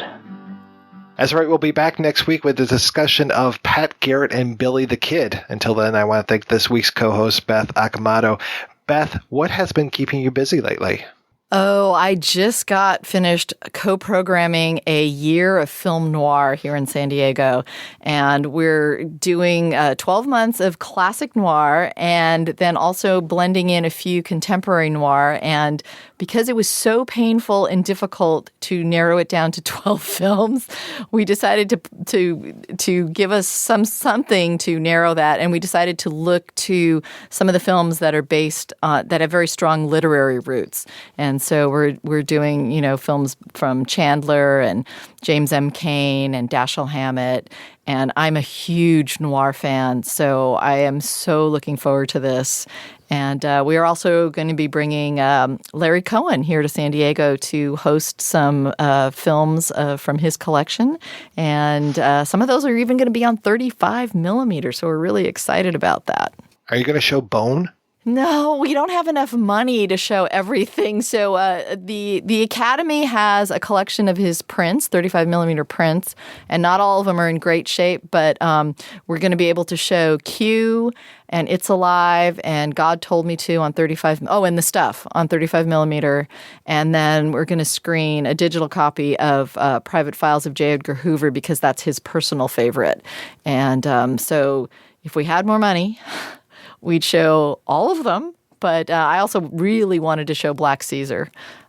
That's a great one, too. So, damn it. I need my own theater is basically the bottom line. So if anybody out there wants to give me one. Beth, one of the things that I love looking at the most is when you are going to different film events and you pull out all the stops. You dress up. You usually bake or make something food related that goes on with these things. It just, you put so many people to shame when it comes to the lengths that you go to for your love of film. Well, yeah, because the cinema I work with, Digital Gym Cinema, is only 46 seats. And so, I can cook for 46 people. That's not hard. So to kind of tempt people to come to films that maybe they might not go to otherwise, I always try to find clever connections that I can make with, if it's a zombie film, I can do a zombie brain or, we did a John Carpenter series, so I had to push a little harder to find things to make. So I put, for Prince of Darkness, I made concentrated evil and put it in test tubes. And it was, this green slime that looked just like the evil in the film. So, I have to come up with ways. And I'm very prepped for my noir series because a friend of mine holds a kind of private noir film festival in his backyard, and I cook the themed desserts for those films every month. And so I'm going to be thinking back and trying to find things to make. I'll probably do a lot of black and white stuff too, kind of desserts that are nice and black. I can only imagine how much either marshmallows or Cool Whip you're going to go through when you come to The Stuff. Oh, yeah. We're still trying to figure out what to make the stuff out of because that's going to be at a bigger theater. So it's going to be hard for me to cook for 226 people. And it gets a little pricey. So I don't know. Yeah, it's Cool Whip, marshmallow. I was trying to think of what else could we put in there? I mean, I could do yogurt, but it's not quite as much fun. It's a little healthier, but, could we do white cotton candy and put it in there. Ooh.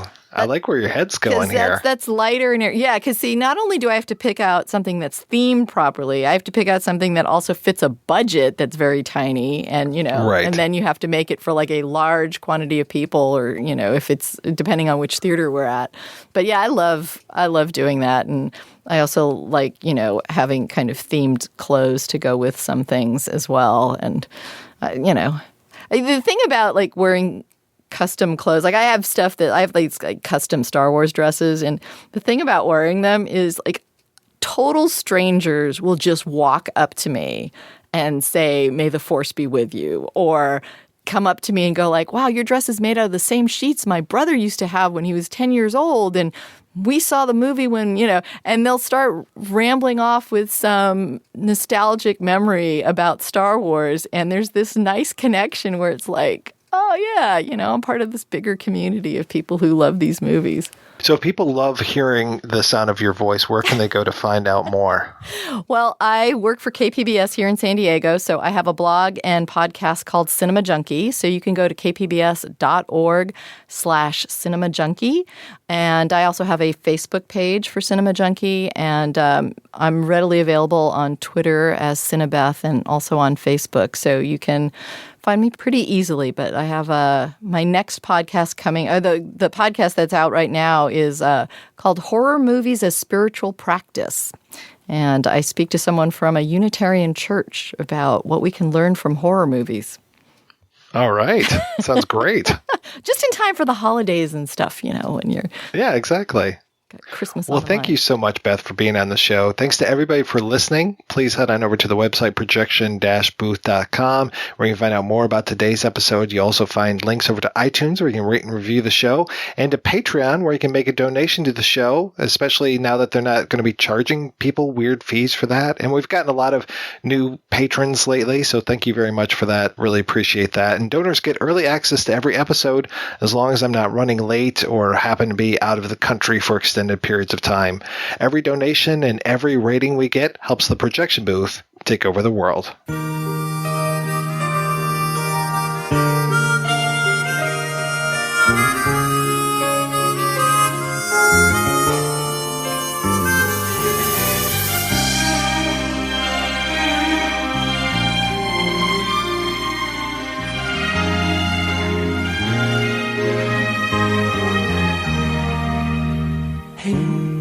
輕笑聲，在為我送溫暖，你為我注入快樂強電。輕輕說聲，漫長路快要走過，終於走到明媚晴天，星星歡呼躍起，像紅日發放金箭。我伴你往日少年重現，輕輕叫聲，共抬望眼看高空，終於青天優美為你獻，擁着你，當初溫馨再湧現，心裏邊童年似戲夢未污染。今日我與你又試肩並肩，當年情此刻是添上新鮮。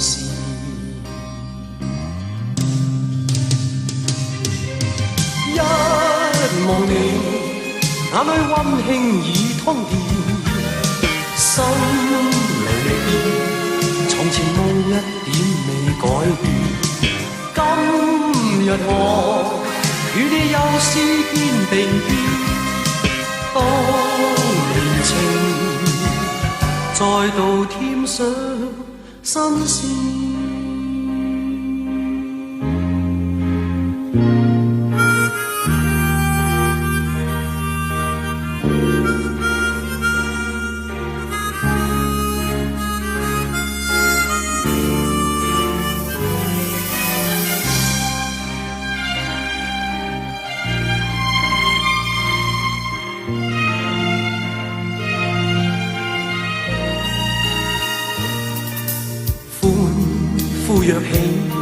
像往日發放今次，我伴你往日笑面重現，輕輕叫聲，共抬望眼看高空，終於青天優美為你獻，擁着你，當初溫馨再湧現，心裏邊童年稚氣夢未污染。今日我與你又是肩並肩，當年情此刻是添上新鮮。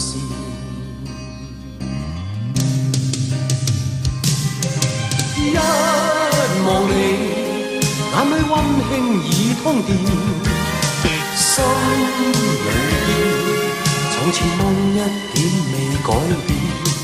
今日我與你又是肩並肩，當年情再度添上新鮮。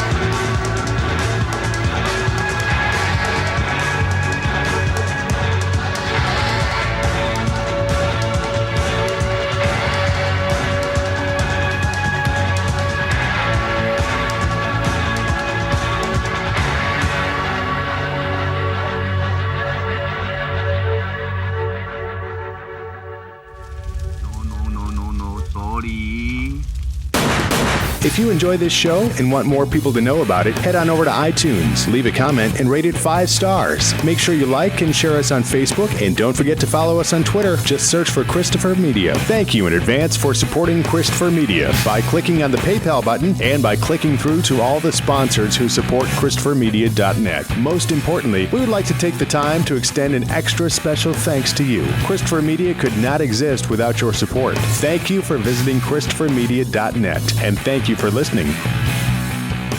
Christopher Media. Let's make some noise.